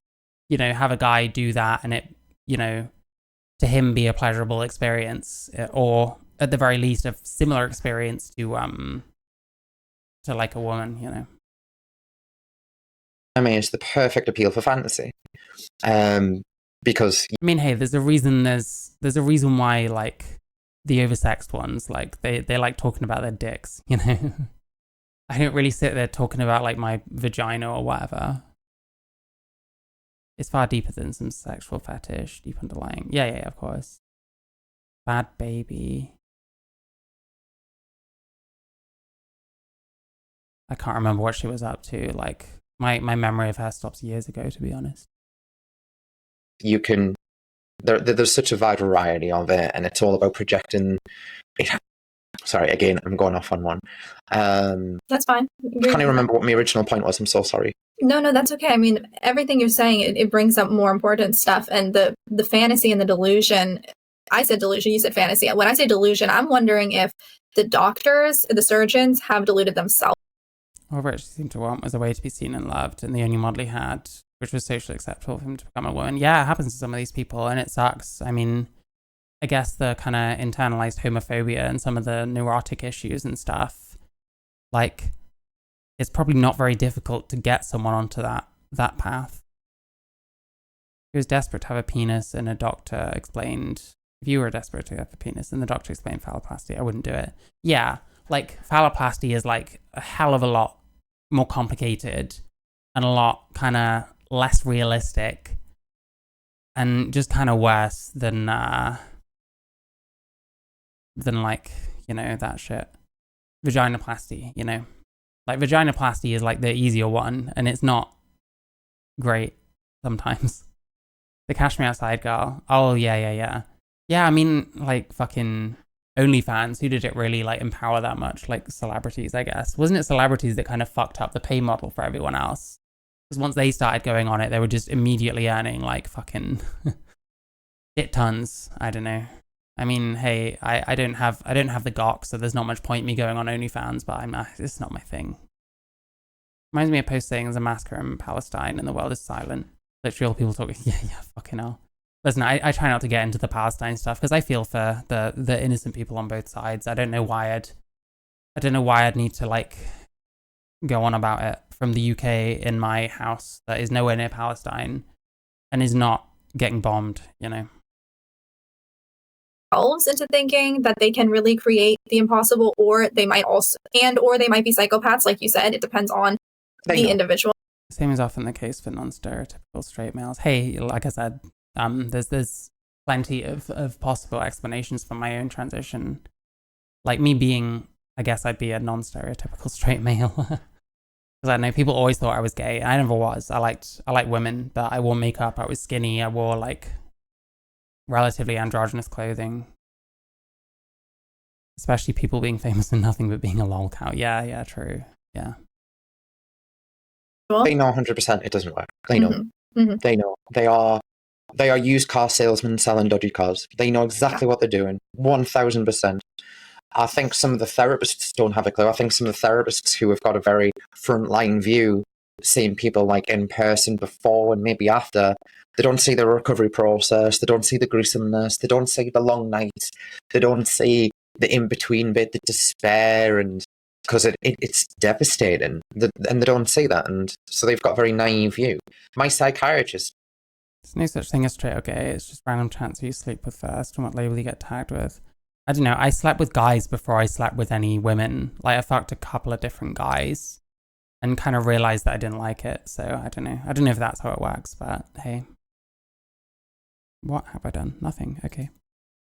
Told me at the gender clinic that you'd be amazed at what the skin around the surgical site can do, implying that my brain would remap the skin to perform like a labia, in a way. Like, that's what I was told. And I believe. Jeez. I don't know. They were quite clinical when I had mine done. Like I said, I had no complaints. But hey, me having a good experience doesn't, like, nullify someone else having a bad one. And it's odd. Am I saying odd? Like, it's kind of bad, like, how often people will do that. Well, like, my experience wasn't like that. And then that's, like, the end of the conversation. It's like, well, you know, is there not an issue here? I don't know. Believe that because I was very unwell, and not only was I suppose some people don't like anal. Yeah, I mean, Jesus, miss me with that, you know. Unwell, but I wasn't able. It's heartbreaking that anyone feels so unlovable as the sex they are, so misunderstood that sex they are, willing to undergo such physiological destruction. Well, I mean, yeah, if it goes badly, that kind of feels like that's what happened. I mean, shit, I don't know, like, I couldn't, like, get dates and shit as a guy. I went through a phase, and it was just anyone who'd pay me attention, and after a while, it was just, like, nothing, and it was, like, I don't know, the absence of that was, like, another factor, I guess, because it was easy to be like, well, I've got nothing to lose. or whatever. And I was experiencing transphobia anyway because I was a guy that went out wearing like female clothing and like makeup and stuff. So everyone thought I was trans anyway. So, you know, yeah, like I do feel like I'm lucky, but you know, it worked out for me. I'm just getting on with my life ultimately. So I don't know, or I'm trying to. It's not worked out that way, but hey. I didn't have that critical thinking because critical thinking was banned. There was no way. If gender critical or somebody back then would have approached us, and they were kind of non-existent. It was very fringe. Like when I started, like 2013, 14, it was very, very fringe. They started transition. Were they seeing people in 13, 14? Because like I started identifying as trans when I was 24. So about 2014. And that was the year after that I actually started treatment and stuff and changed my name and came out and stuff like that. And you'll be like, oh, that's just some random nut. I don't know what the hell they're talking about. But by the time I got surgery in about 2018, and there was a little bit of more gender critical voices, I was just like, I had a very misogynistic view of them. I was like, these are just jealous women. And you're just like, they're not. I'm sure I was probably a bit like that as well. I'm sure I was probably doing the whole fuck TERFs thing at least a little bit. I don't know. It's easy, if you've never really engaged with any of these kind of people, it's easy to demonize them and dehumanize them. But when you actually like try and engage in real conversation, I don't know. My point is people should talk to each other more and people should get out of their bubbles and not just think, well, I'm trans, so I should only ever speak to other trans people. Like, it's not a way to live your life. And it's not a way to have a realistic and holistic view of the world, you know? They're not jealous women, but you will believe what you want to believe. Or they just want to kill us. Or they're just ignorant. Or they're just like bored middle-class housewives with nothing else to do. And it was all this sort of like, it was so easy to dismiss them and to whatever. But also, there's this belief with some of them that they were politely sitting on the sidelines going, you know, there are all these issues and all this sort of thing. And they'd like to pretend retrospectively that's what they were doing. But retrospectively, they were screaming just as badly as TRAs. So no one was listening to each other. I'm already in my camp. For me to change my mind, then would be like them changing their mind. Why would they? Why would they? He's really highlighting a really huge problem with how divided it's gotten, divisive.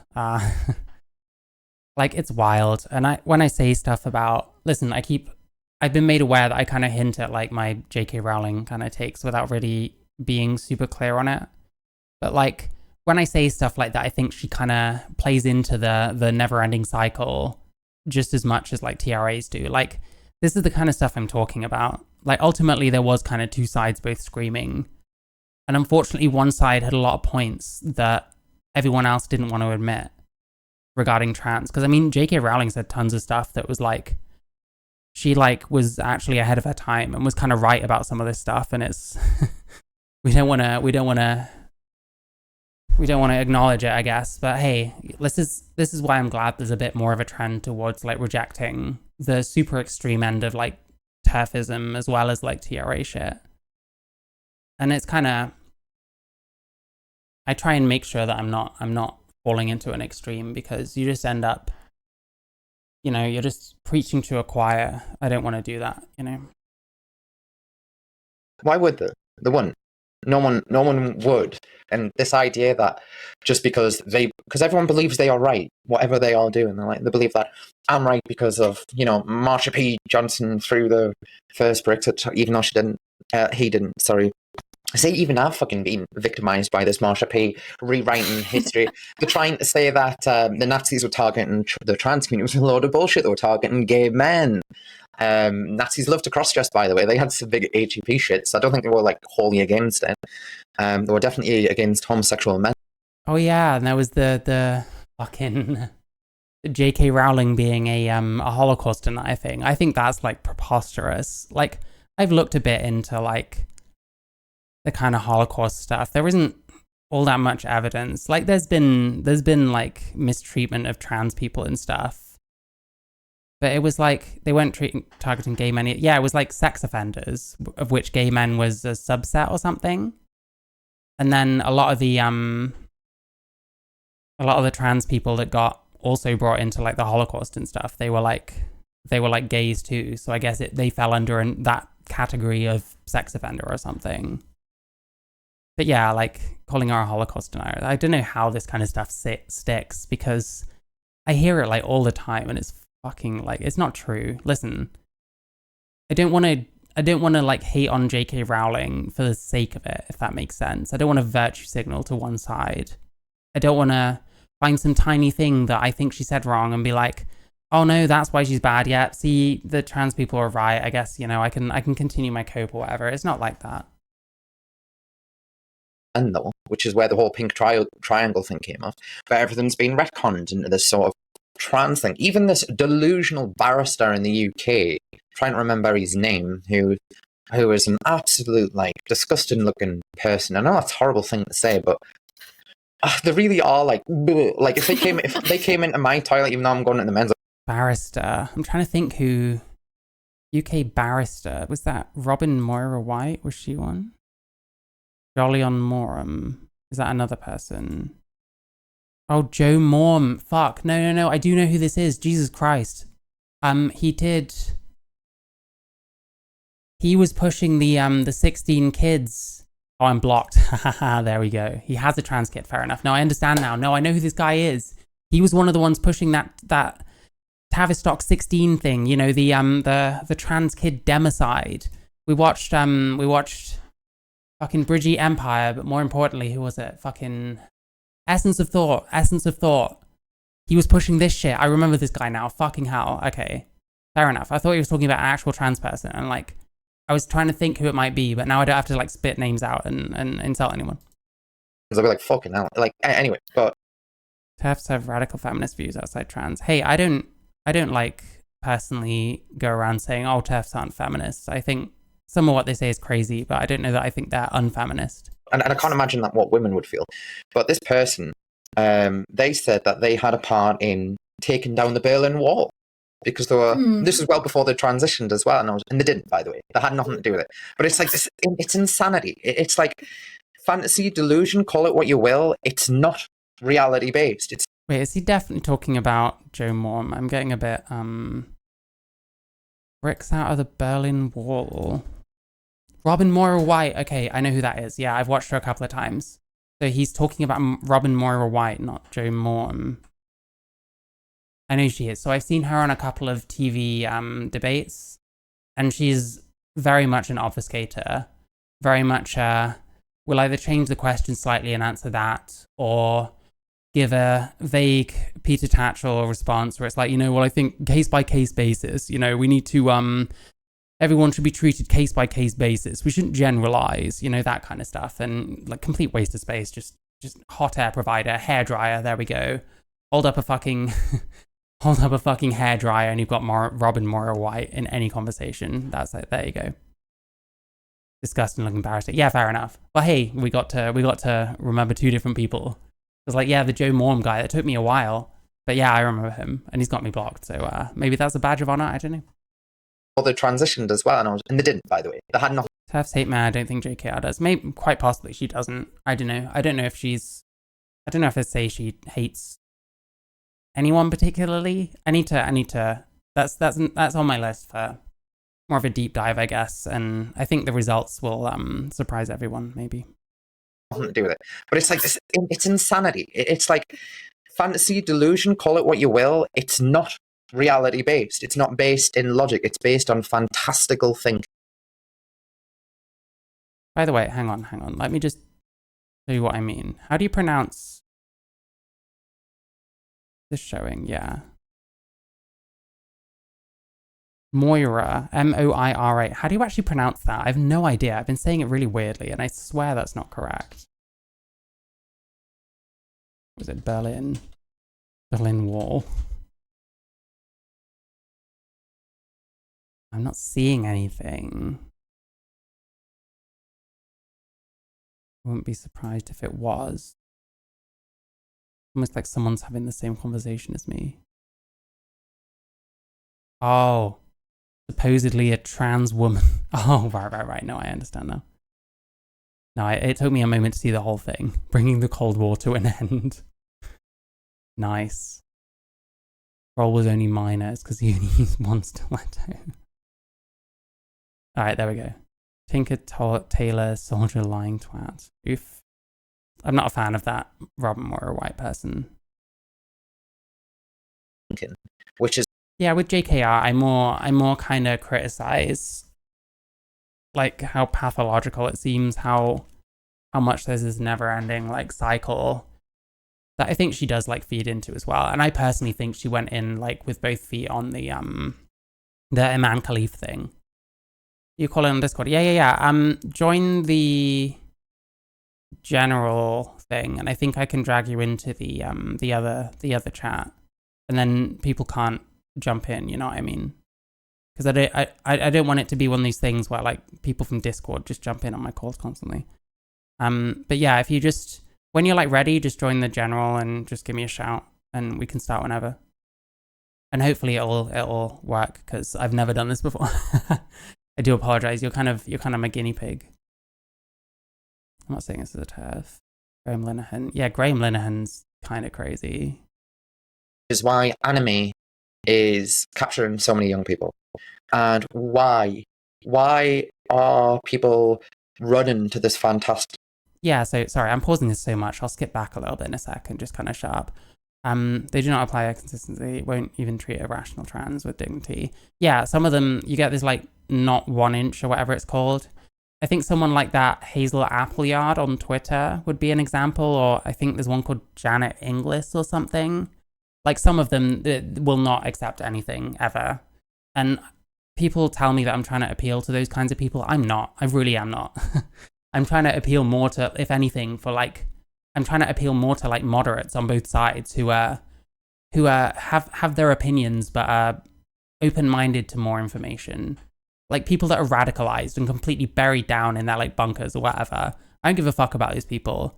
Those people can come and shout at me occasionally and that's fine. They can do that. I don't really give a fuck because that's all they're good for to me. Model and thinking. The world sucks. It really fucking sucks. Yeah. So we're not given much, and also the messages that are out and about there, you can say it's all like toxic, whatever. It's all a lot of bullshit. Like things are bad. Money is tight for everyone. Like prices are going up. Opportunities are getting less. You're just getting all this information flowed to you. The world is shit. Why wouldn't you want to live as an uwu anime girl, whatever? Why wouldn't you? Like, fucking, I'm just saying, I empathize with the people who are, in my opinion, in that, because it's a belief system. You've got to believe that you're part of something. You've got to believe that you're doing something, not just for yourself, but for others, that you are right because you are embracing the autonomy of liberalism by doing what you want with your body. But that is, you're not doing what you want with your body because you are being misdirected to do it with what you want with your body. It's a load of bull. He's saying on something. Listen, I say this quite often at this point, but like people don't always know what they want. He's literally like, we've kind of, I guess, somehow someone with like the worst experience possible and someone with a perfectly normal experience have kind of come to a lot of the same conclusions somehow. It's kind of crazy. Like, it's very relatable hearing him talk. Like, he seems like a really intelligent guy. But like, hey, listen, maybe I'm saying that because I agree with him. But, but like, yeah, I mean, people don't know what they want. People can be led to think they know what they want. And that's not actually what they want, but good luck telling them that that's not what they actually want. It's really difficult. And I understand the resistance to like other people saying something to you like you're not actually doing what you think you want. I can understand why people are resistant to that, but it's just difficult. It's difficult. Like, how do you get through to people? I hope that I can like learn some of that kind of stuff. Because I think, I don't know, there's gonna be a demand for like deprogrammers at some point, I think. Bullshit. It's like Jonestown Massacre bullshit. Right, you're being misdirected by someone who has a profit motive, who has a career motive, who has all these ulterior motives where they're not the ones who are... Listen, this is my whole career plan. I'm completely spoiling everything for you now. Wait for the bubble to burst, and then offer my services to fucking deprogram these like crazy trans people who are still not seeing fucking sense. And the government can pay me fucking shit tons of money to do so, because I think I would deserve it in that case. Thank you, I appreciate that. I don't know. I'm not saying that's actually going to happen. I'd love to learn more of that kind of thing. I don't really know what the future holds, and I'm kind of okay with that, you know. We're going to have to live with the results. But the trans bubble is going to burst. I am 100% sure of it. I don't know when. I don't know what over. It's going to be fucking. Maybe it'll be a detransition story. Maybe it'll be something about kids or something about sports. But it's going to go beyond the pale for too many people eventually, unfortunately. I'll debate anyone anytime. I don't know. I mean, fucking hell. They're not going to have to live with the pain and, like you said, the long nights and the dilation that you have to do if you want to keep the canal open. They're not going to have to live with the infections and all of that. It's like you said, you know, when you said your surgeon would run a lot, I feel like he was trying to run away from the truth. You know, he was trying to keep himself in his mindset where he didn't have to face up to it. And maybe when he got to the end, maybe he had, you know, some moment of, we can only hope that he maybe had some moment of clarity or honesty with himself. But I mean, I see you shaking your head, and it's like, most people like that, they probably don't. They probably never do. It wouldn't mean anything. Yeah, right. It wouldn't change a thing. It wouldn't change a thing. I mean, it would mean something if he came back and was like, listen, I have spent all my life on this destructive course. Mm-hmm. I've got this great, huge trust fund and foundation dedicated to the victims of all the butchery that I have personally endured. Okay, that's one thing. Mm-hmm. But you didn't. You died a very rich man, very affluent rich man, as most of them are. And it's, you know, you've got a patient. I think the bubble did burst. I think, I don't know, there's going to be a point of no return where it just can't go on anymore the way it is. I don't think we're there yet. I think, especially in the US, it's still pretty easy for these people to continue, like, pushing people on the fucking trans conveyor belt and, you know, getting them through the process. Because in the US, it's, like, crazy. You're, like, you affirm fucking anything anyone says they are, I guess. So I think when I say that, I mean that there's going to be some kind of event horizon thing eventually. And I don't know what that's going to be, but something is going to go beyond the pale in a way that just too many people will not accept anymore. Like, the sports thing has been threatening to for a while because most normal people aren't really pro, like, males and female sports. The kids thing is like, you know, that's always been mad. And these kind of stories, like, they're going to keep happening. I think there's going to be a wave of detransitioners, but we need to wait and see for that, really. Europe, UK is definitely reining it in. Yeah. I mean, I think it's UK, Finland, and Sweden in particular are very skeptical now of the affirmation, affirmative care model. It's UK, Sweden, and Finland, I think, mostly at the moment, but it's going to spread, you know. Group that manages itself. That is amazing. Not only do they do your PR for you, because they're liking and they're sharing and they're promoting you, and all you need to do is let the business come to you as well. All these very vulnerable, delusional people, you go, yeah. 5 years? Hey, maybe, yeah. I mean, a lot of those teenagers will be in their early 20s and stuff. Yeah, I don't know. It sucks. Like, I don't want to sit here like predicting this kind of shit because it's kind of not a good thing. But at the same time, it's already in motion. You know what I mean? Cutting your breasts off will affirm you as a man. You know, you've been on testosterone for 4 years, and this applies to women. Testosterone, gender euphoria, that's the thing. Testosterone has a lot of effects that, like, will make people feel like euphoric. I don't know why this isn't common knowledge, and I don't know why enough people aren't raving about it. But women who take testosterone for a certain amount of time, and it's normally about the 4-5 year mark, are recommended to get a hysterectomy. And oh wow, I didn't even know that. Whilst I think the unnecessary removal of breasts is quite a bad thing, I think that is also way more criminal. It's so criminal to give a woman a hysterectomy. I wonder why it is. Hang on. I wonder if there's like a medical reason why you probably shouldn't be having the stuff you got. Is it required? It's not saying it's required atrophy of some kind. Oh, right. That would make sense. Fair enough. When they're like 24, 25. I mean, I don't know, whenever I see the word atrophy, it's like, that sounds pretty, like, serious as well. 5, like for life. Right. Right. Like, right. I don't, and it's these little things, like, and what we're doing and what we're creating. They have to live with forever. I mean, if people don't know I'm female to male to beach bum, but I'm landlocked. Please tell me. Fair. the hysterectomy thing is because when you're on hormones, they can experience the atrophy of the womb. Oh, there we go. Maybe I should wait a little bit occasionally. Hey. And so it has to be removed, as you said. And like you said, they don't make a point of warning young girls this. And even if they do, it's like, as a really young kid, no way should you be allowed to consent to that. I very much agree with this, by the way. That's one of my big things when it comes to trans kids. Like, you're not immediately saying, I want to be sterilized, but you're putting yourself on that course. And how much are you going to understand as a kid, even if it's fully explained to you, you know? My personal view is that it should not be allowed for surgeons to do it to adults either. Not because adults can't make their own decisions, but because I don't think a surgeon has the right to cause harm.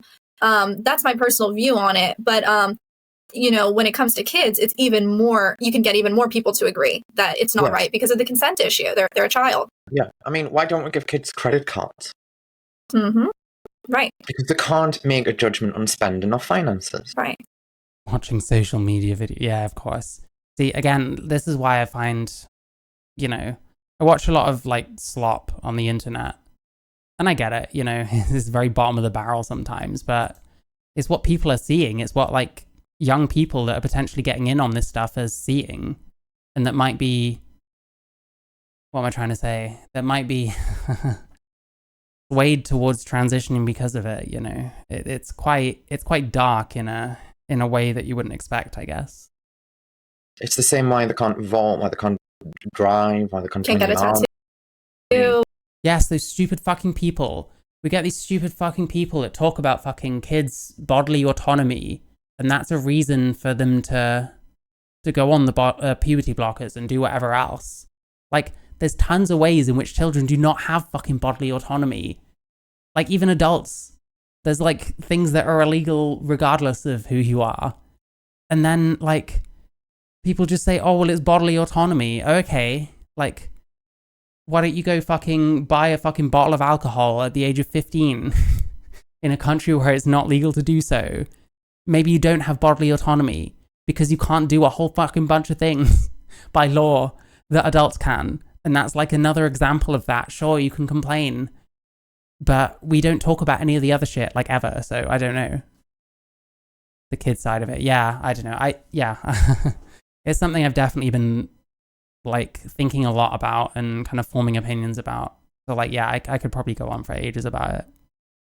Oh, all that sort of exactly, thing. Exactly. And here in the US, because I know you guys have it different. You guys are smoking and drinking at a much younger age legally, but yeah, I feel like with the US and stuff, like, what am I trying to say? I don't know if they kind of use the same freedom angle as much, because someone mentioned, there was someone I spoke to the other day. I don't know. It feels weird if even kids are, like, pushing that kind of stuff. Conspiracy brained. Listen, like, I'm even suspicious of things like this kind of LGBT, like, education kind of stuff, if that makes sense. But here in the US, you have to be 21 to drink. I think they may have even changed cigarettes to 21, although I don't remember. It might be still 18. But, tattoo, 18. So the fact that you could do these irreversible operations that you could alter and... I should probably watch Not So Erudite. I've only seen a video or two of hers. And I saw one recently that was, like, really weird and kind of pretentious, but I don't know. I'm trying not to form opinions on people unless the few examples I see are, like, super egregious, I guess. And damage your body forever is insane. And I mean, go ahead, please. Again, I know, like, the tattoo thing is a good example and stuff, but I really do imagine just going to a 15-year-old and goes, $15,000. Do you want it? Is this a bit like how I'm in, like, Alec Gunter's Discord, and who else is? Tom Tent, Den of Fools, Tom Tent. I'm in his. I don't know. I probably like most of the people's Discords I'm in. I never post in any of them anyway, so. It's a credit card mind. Yeah, I want 15 grand. It's a credit card mind. You'll be paying it back for probably 30 or 40 years. The rest of your working life. But it's 15 grand. Do you want it? Yeah, I want £15,000. I could do so much for £15,000. £15,000 would change my life. 15 grand wouldn't really change your life. Just like getting the surgery won't really change your life. But when you're younger... I think being given 15 grand would be a lot more life-changing than getting surgery. I don't know. I have quite a lot I could do with 15 grand personally. Even in your 20s, you think, if only I had this, it would make this better. And it's cruel. It's a very cruel thing to say to anyone. And I really think the solution around this, especially for surgery, is... Oh, hey, just an ink searcher. We're watching Richie Herron talk to someone called Sasha White about detransition. We're going to be talking to base centrists in a little while. I think it's going to be a lot about how people get into transition and stuff. But hey, you'll be able to see. Some sort of competency or understanding with the surgeon and the patient, where the surgeon, in however way they want to do it, makes it clear that they understand that the patient understands. And when they understand, despite everything, and they still want to go through with it, that is a different matter. If it goes wrong, they still have matter to recourse, in my opinion. You know, if you get your car, again, going back to these analogies, if you take your car to get repaired and the mechanic accidentally breaks your engine, you know, you're gonna expect them to fix it, right? You know, and they're not gonna be like, oops, it broke, sorry. Like, no, you fix it. Terrible analogy, because it's totally took us off track from where I was. No, but it's a great point, because they're not even doing that, right? They're neglecting follow-up. And also that made me think of another point, which I think cannot be stated enough, which I originally read in Abigail Schreier's book, Irreversible Damage, that for regular cosmetic surgery, like boob job, nose job, those types of surgeries, the purpose is to change the form of the body part, but never to damage or destroy the function. But it's only when you get to trans surgeries where the function of the body part is now being destroyed or damaged. And so, you know, forget about even coming in and trying to fix it. It's like they're destroying it in the first place. If you get your nose done and then Hope some women in video games crowdfund. That actually really rings a bell. I'm going to have to look that up. But afterwards you can't use your nose to breathe, that would be considered botched. And like you said with the car example, it would be on them. It's established that it would be on them to fix that, or you could sue them. And but with trans surgeries, that's why some people say. Also, I want to ask do you agree with this statement that for a vaginoplasty it has 100% failure rate because you cannot turn a penis into a vagina? I wonder what you think of that. You literally mean the what's her name? I can't remember her name. No, the woman that everyone hates, Anita Sarkeesian. You literally mean that one, or is it a different one? I'm not sure. A failure rate. So, if you're talking about like the sort of the semantics of it, you can go in all sorts of very interesting places. But the real failure is you're at that position to begin with. Like, I feel that in itself is a fail, and it's a failing of exploring every opportunity. It's kind of like throwing you to the last resort. Again, imagine. Yeah, she said a few things. I zoned out for a minute there. She said a few things that were a bit kind of. They still don't like certain things because they're causing harm. Was quite an odd one. But hey, I don't know. You're always gonna hear stuff that you don't necessarily agree with and stuff like this, I guess. Go back to the car. It's like, hey, my car sounds funny, and they go, "Well, better replace the engine." Then you haven't looked at it, and it's just like, whoa, hang on. And sorry, again, I'm getting lost off on these analogies. This happens all the time. No, that's okay. Actually, Ginger Blaze, an example would be that body integrity identity disorder. I guess whenever surgeries have been done for that. But I mean, I don't know. There's not an example you'd use if you're trying to legitimize like trans, I guess. That's okay. I also wanted to ask you, when did the regret start? When did that set in? Very, very, very instant. Singulotomy. What's a singulotomy? And it was like literally in hospital. I was like, shit. Second, I was like really conscious because For the first few days, because I'd lost so much blood, I was so in and out. I couldn't tell when I was dreaming or not, and if I had a conversation with somebody, if it was real, or who was there, who wasn't there. I cannot remember my birthday or anything like that. I was just totally like out of it. But I remember when I had my blood, I had 2 units of blood on day 5. They eventually gave us a transfusion. And then one of the reasons why he delayed it is so it didn't show up. If a surgeon delays a transfusion past 48 hours, because they don't like giving transfusions anyway, for various different reasons. But if they delay it past 48 hours, the transfusion doesn't count as their stat, it counts as like a post-recovery stat, because it kind of knacks your mark or score as a surgeon when you have. Listen, we're big into statistics being like fudged. There's an awful lot of it around detransition in general, but like it's interesting to hear kind of more little ways in which they do it, I guess. Extreme like blood loss and stuff in surgery. So there was a motivation for him to do that too. Hi VV, how are you doing today?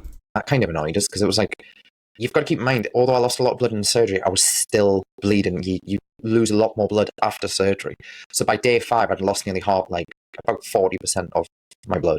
It was about 2,500 milliliters. It was a crazy amount in total. I was on death's door, literally like 41 degree temperature, really bad. So what was the original question? So the regret. No, that's the so regret. hard. So we're currently watching a video, which is this guy's called Richie Herron. He had like gender surgery. He had like a vagina put in and it went really wrong. And now he's like detransitioned and isn't a trans woman anymore. So we're hearing about some of his experiences and I'm talking to a guy in a bit. So sorry you went through that. Yeah, the regret. So when I had the blood in and I'm instantly awake, I'm like, shit, this is real. I didn't just imagine this. This is a real thing. And it was also the day I had the bandaging coming out. It's called packing, which is basically what they shove inside the cavity to heal it up. Oh yeah.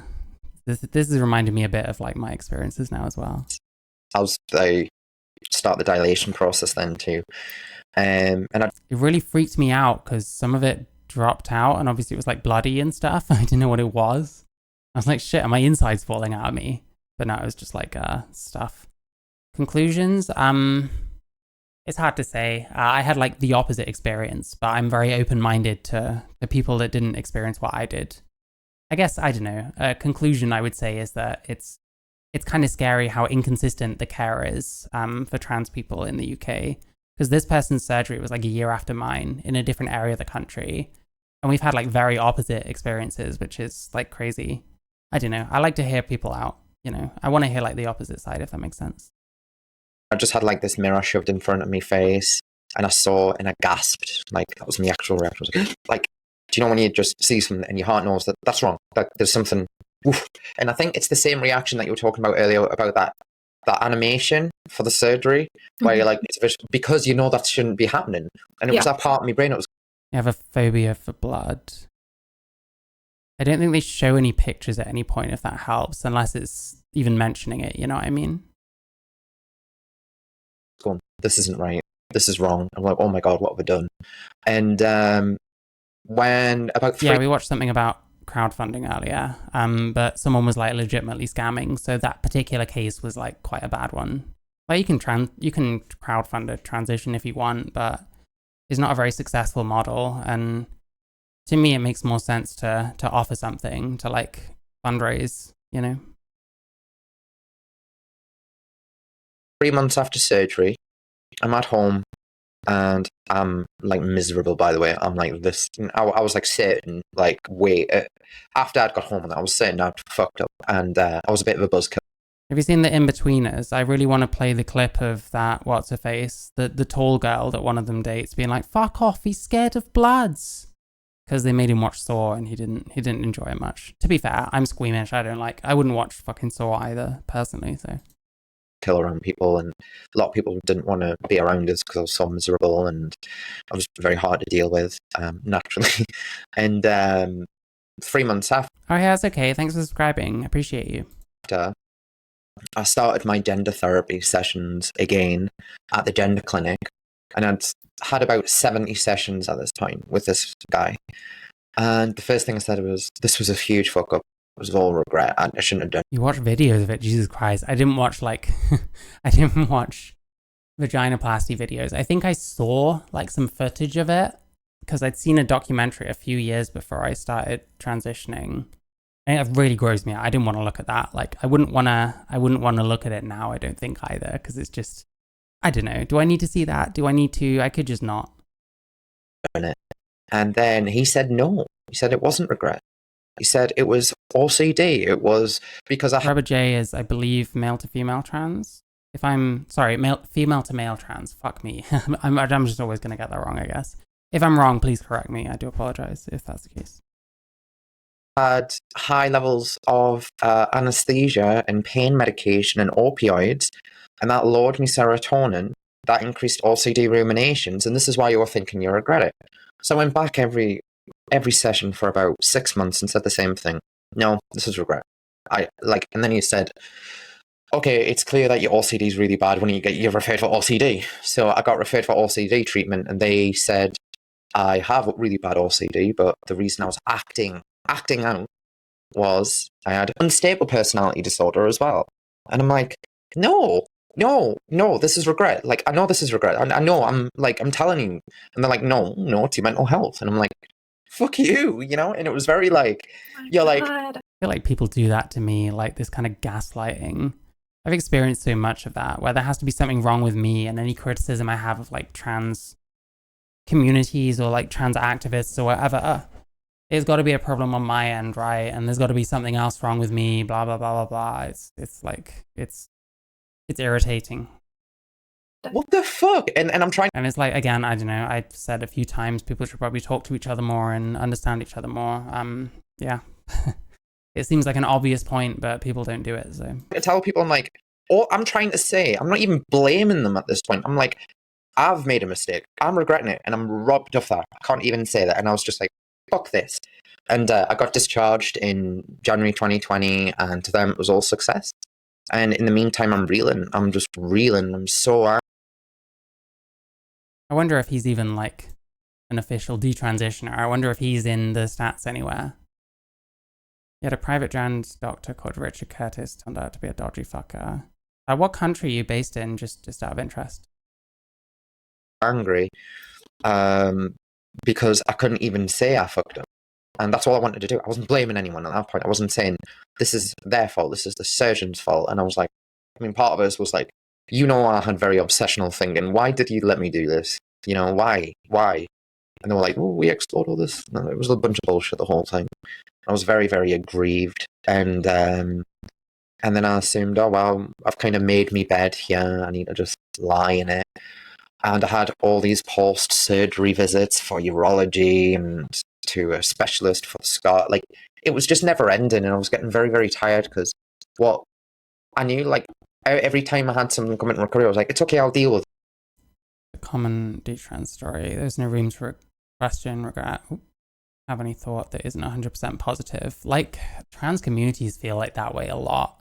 It's very difficult to talk about anything that's not like affirming in some way and like positive, like how they'd use positive, I guess, because I don't see much in the way of positivity in like a lot of these trans circles. I mean, I'm talking about like the online stuff, you know, obviously.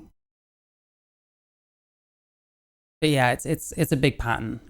You don't really divert from the narrative, and if you do, you end up like me. So, which is to say, ostracized as fuck, but an awful lot happier about any of these people. Happier than any of these people, or so it feels. I'm from Spain. Here's a popular trans girl who dates handsome guys. Never tells me she's trans. And posts photos of them on social media.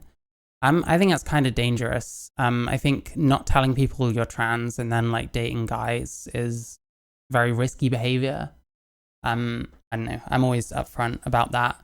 I mean, I guess people can do what they want ultimately. They can take their own risks and stuff like that. I don't know. I guess if I had a look, I'd understand. There was some trans woman who was either Spanish or Portuguese that I saw. It was on a offensive tranny video. It's gonna get stabbed. I don't know about that, but it is quite dangerous. Like, you get these people that you know, they might not tell someone's someone that they're trans and they've got a penis where you'd expect there to be a vagina, there's going to be guys who are going to not take that very well when they find what's there. You know what I mean? I think it's, I don't know if it's in the US, it's called like the gay panic defense, where it's like the guy freaked out because it's like, shit, am I gay now? Because I found this man attractive. Trap hunter exposure video. Jesus Christ. That sounds like the most awful thing ever, but it also sounds like something I'd watch. So I don't know. What are my thoughts about disclosure? Yeah. I think exactly that. I disclose. When I met Charlie, I was on POF, and it was about 6 months or so I was on that. Like, me being trans was the first thing I mentioned, because I didn't want to waste other people's time. I didn't want people to waste my time. So it just seemed the easiest way. I don't have any desire to like lead people a certain way or lie to people. So sorry, I'm just looking for something else. Yes, the offensive tranny video that Alec Gunter reacted to, very poorly in my opinion. I did leave him a message on his Discord, because apparently that's how you get hold of him. Because I wanted to ask about his like trans sports take, because it was literally trans women are women, and I'm pretty sure Leah Thomas didn't win anything, which is not true, but okay. So I'm kind of curious, because any ally that like that puts himself out there in that kind of way, that kind of aggressive way for like trans rights, they should know what went down with like the Leah Thomas stuff, for example. They should know the facts. And I don't know. I have a lot of suspicions about these kind of ally types, to be honest. It's very performative.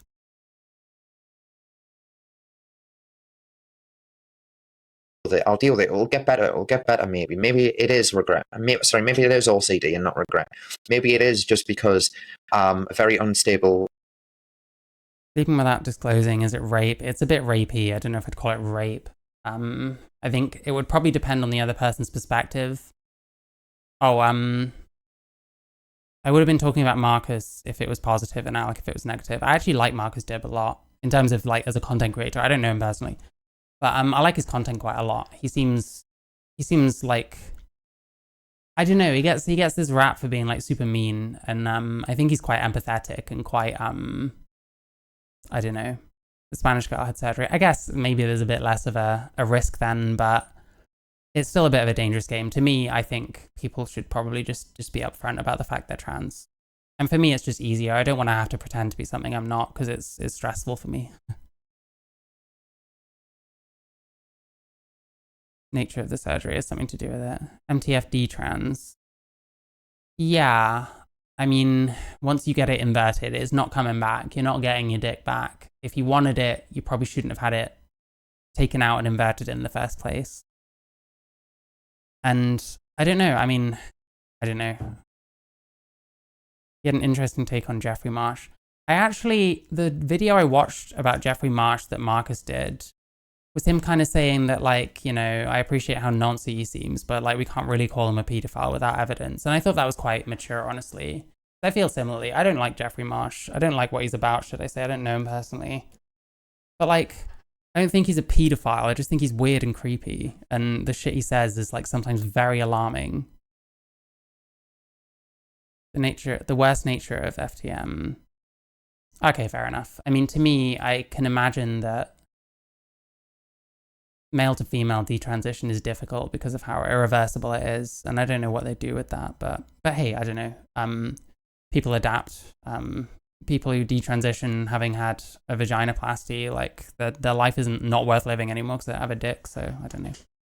Person generally, and this sort of thing is normal to me, where I do have really bad periods, I do have really bad dips. So I really wanted to believe that, and then I think for me it was about 2021 or 2020. Yeah, the higher regret, like them being so much younger, would definitely account for some of it. And I don't like that whole thing. Penis bone is called a baculum. Do you have a bit? I mean, I can't check anymore, can I? Fucking hell. Oh. My whole display went for a second, but we're fine. I don't think really... Yeah, if Jeffrey Marsh turns out to be a paedophile, I'm going to be literally 0% surprised, but that doesn't mean I think he's one, you know? Probably. I'd lost myself back in conspiracy theory. Like, I'd been way into conspiracy theories for years and years and years. Oh, other species do, fair enough. a very, very paranoid individual, very unwell, but I had a lot of fun with them. Thankfully, I didn't do any damage or anything like that, but I believed loads of crazy shit, like all sorts, right? To the point where my whole reality was skewed, like mad shit, you know? And then from those circles, I found this website, which had nothing to do with conspiracy theories, and it was a Yeah, all of these streams pretty much are just people in chat catching me up on things. pure accident how I found it. And the website was very critical of transition treatments and had a lot of what you would call gore, which is like the gory pictures from surgery. And I started like looking at them because I couldn't find them anywhere, right? I was really struggling to find them on Reddit. And what I really wanted to find out was, were my issues normal, or was I just very unlucky? Like, it could just be the case that I'm unlucky. And the more I dug, I just can't find a good reason for an online adult to invite children to private space with you so you can... I mean, he could probably give what might sound like good reasons, but you'll never know with those kind of people. Ultimately, I don't know. I'm one of those people, I don't want to just call someone a paedophile with no evidence, you know what I mean? The stuff like that, I call it weird and creepy because it is, and you shouldn't be doing it. But I'm very reticent to call someone a paedophile. I know my friend Jess might disagree with me, but I asked her if she was a paedophile. I did not call her a paedophile. And I only asked her if she was a paedophile because she wouldn't answer my other questions. So that's her fault as far as I can tell. But yeah, that's kind of more my take on it. Like, I don't like what Jeffrey Marsh is doing. I think he's kind of gross. And like I said, if it turns out that actually is more to it than just trying to help trans kids, you know, then yeah, I'm not going to be even remotely surprised. But I'm not going to call him something, you know what I mean? the more I found that not only was it like normal, but it was like quite widespread. And we all just got abandoned. And case closed. End of story. And that was the story of us. And that's fine. Because we are the ones who chose to have the surgery. And I'm like, that's not fine. That's not okay. Why are we expendable? And I'm like, I need to say something about this. And then Yes, expendable. That is exactly how these like trans spaces, communities, whatever, TRA types. It's not all trans people, it's TRA types. That's how they look at them, expendable. Well, you know, it's just a small minority of them. Sweep them under the fucking thing. Yeah, I do quite a good Jeffrey Marsh impression, apparently. I can do accents as well, but mostly British, regional ones. the thing is, like, Hey, kid. like my detransition itself, because of the surgery, again, when I was talking about that fantasy earlier, that all came crashing down. There was no... I was figuring this stuff out. I used to look at pictures of old men and old women, how I felt about growing into one or the other. Oh, that's quite a good idea, actually. I never did anything like that myself. Well, I'm going to have a happily ever after now. That had gone out the window. So my idea of me just living a life as a woman and whatever that meant, that was gone out the window now. Because to me, I was like, it almost woke us up to a lot of it. And a lot of it was language manipulation as well. I was like, I'm still a fucking male. It doesn't matter what the... Is it Arkansas? Or is it just Arkansas? And Americans have been having us on for a long time. I said Arkansas on accident once, but that's because other people say it all the time, and it's really annoying. I don't even think it's that. But hey, maybe I'm still getting it wrong. Who fucking knows? I'm not from that country. Listen, we used to get American tourists where I lived, like where I grew up for a while, asking us where Warwick Castle is. It's Warwick, called Warwick Castle. Get it right. Say about the hormone levels or anything like that. I was like, I'm still... Who was it? No. I'm diverting a lot. I understand. Who was it? Shit. I think her name is Stephanie Harlow. I think she's a true crime person. And she covered Madeleine McCann. And the entire video she was saying Leicester. It's pronounced Leicester. Arkansas. But do you say like sauce or like sauce? Arkansas. I don't know, because I don't know. Arkansas. I'm just going to say Arkansas just to be, like, obnoxious at this point. Maybe I'll find ways to, like, butcher it even worse. Like Arkansas or something, you know? I don't know. Still a male. that'll never ever fucking change. And one of the other things that was happening post surgery was I would get very close to a guy, and just as they were about to meet, and I'll be on camera and nothing like totally bad, and it was just like games and just general dating, chatting on WhatsApp, and like they could see like me and fall and stuff like that. Fine, and I was like, okay, we're getting somewhere, and we're about to meet. And I'm like, I need to tell you now before it gets any further, I'm trans. Boom, and it would end every fucking time. And I was sick of getting me heartbroken with this expectation that a straight man would be interested in another male. Why would they? It's a crazy expectation. And the more I sort of realized that, I was like, hang on, let's just think this through and imagine if it was on the other foot. And I was like, if I was a man who wasn't a woman, I would really want a woman. I wouldn't want a pretend woman. Why would I want that? Why would I want somebody who can't have kids if I want a family? Because a lot of the men, because I wanted family, these people wanted family. Some of the men said to us, they naturally felt betrayed because they said I'd wanted kids and they assumed that like I could have kids because I wanted them. And I was like, well. Jeez, again, this is something like they told me that I'd have to like, what is it you do? Freeze your sperm or whatever. I'd have to do that if I wanted kids. Like they were quite, what am I trying to say here? They were quite forthcoming. Is she single? Is who single? I'm not sure. Hey, how you doing? If you mean this person, I have no idea. I've never actually watched this channel before. Oh, I was thinking maybe adopting, obviously, because, and then again, it was like all these things were coming crashing down, and I kind of realized the whole thing was for nothing. It was all fantasy. It's all. It doesn't. I need to look more into that. I don't, again, fuck me. I keep coming across things that I'm like, I actually don't know fuck all about this. Shit. Sperm is not recoverable and usable. Yeah, I mean, yeah.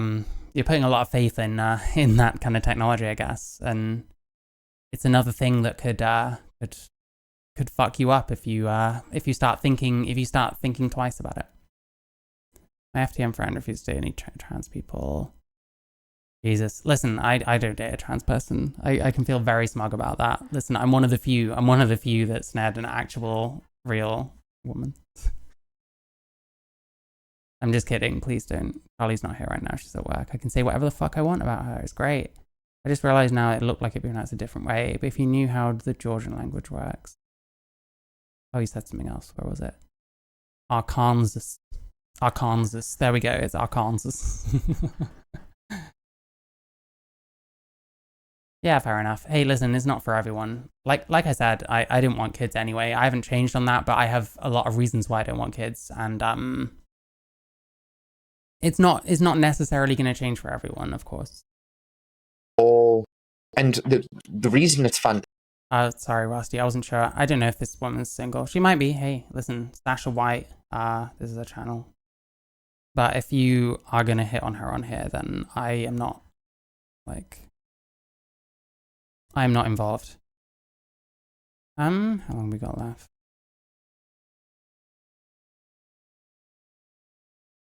Yeah, like, I would be no sort of parent, to be clear, and I'd be passing on so much, like, shit. Like, it's just, it doesn't seem like a good idea. And it's fine, you know, you accept these things, you accept what you're not cut out for and what you're not good at, and try and find other paths in life, so, hey.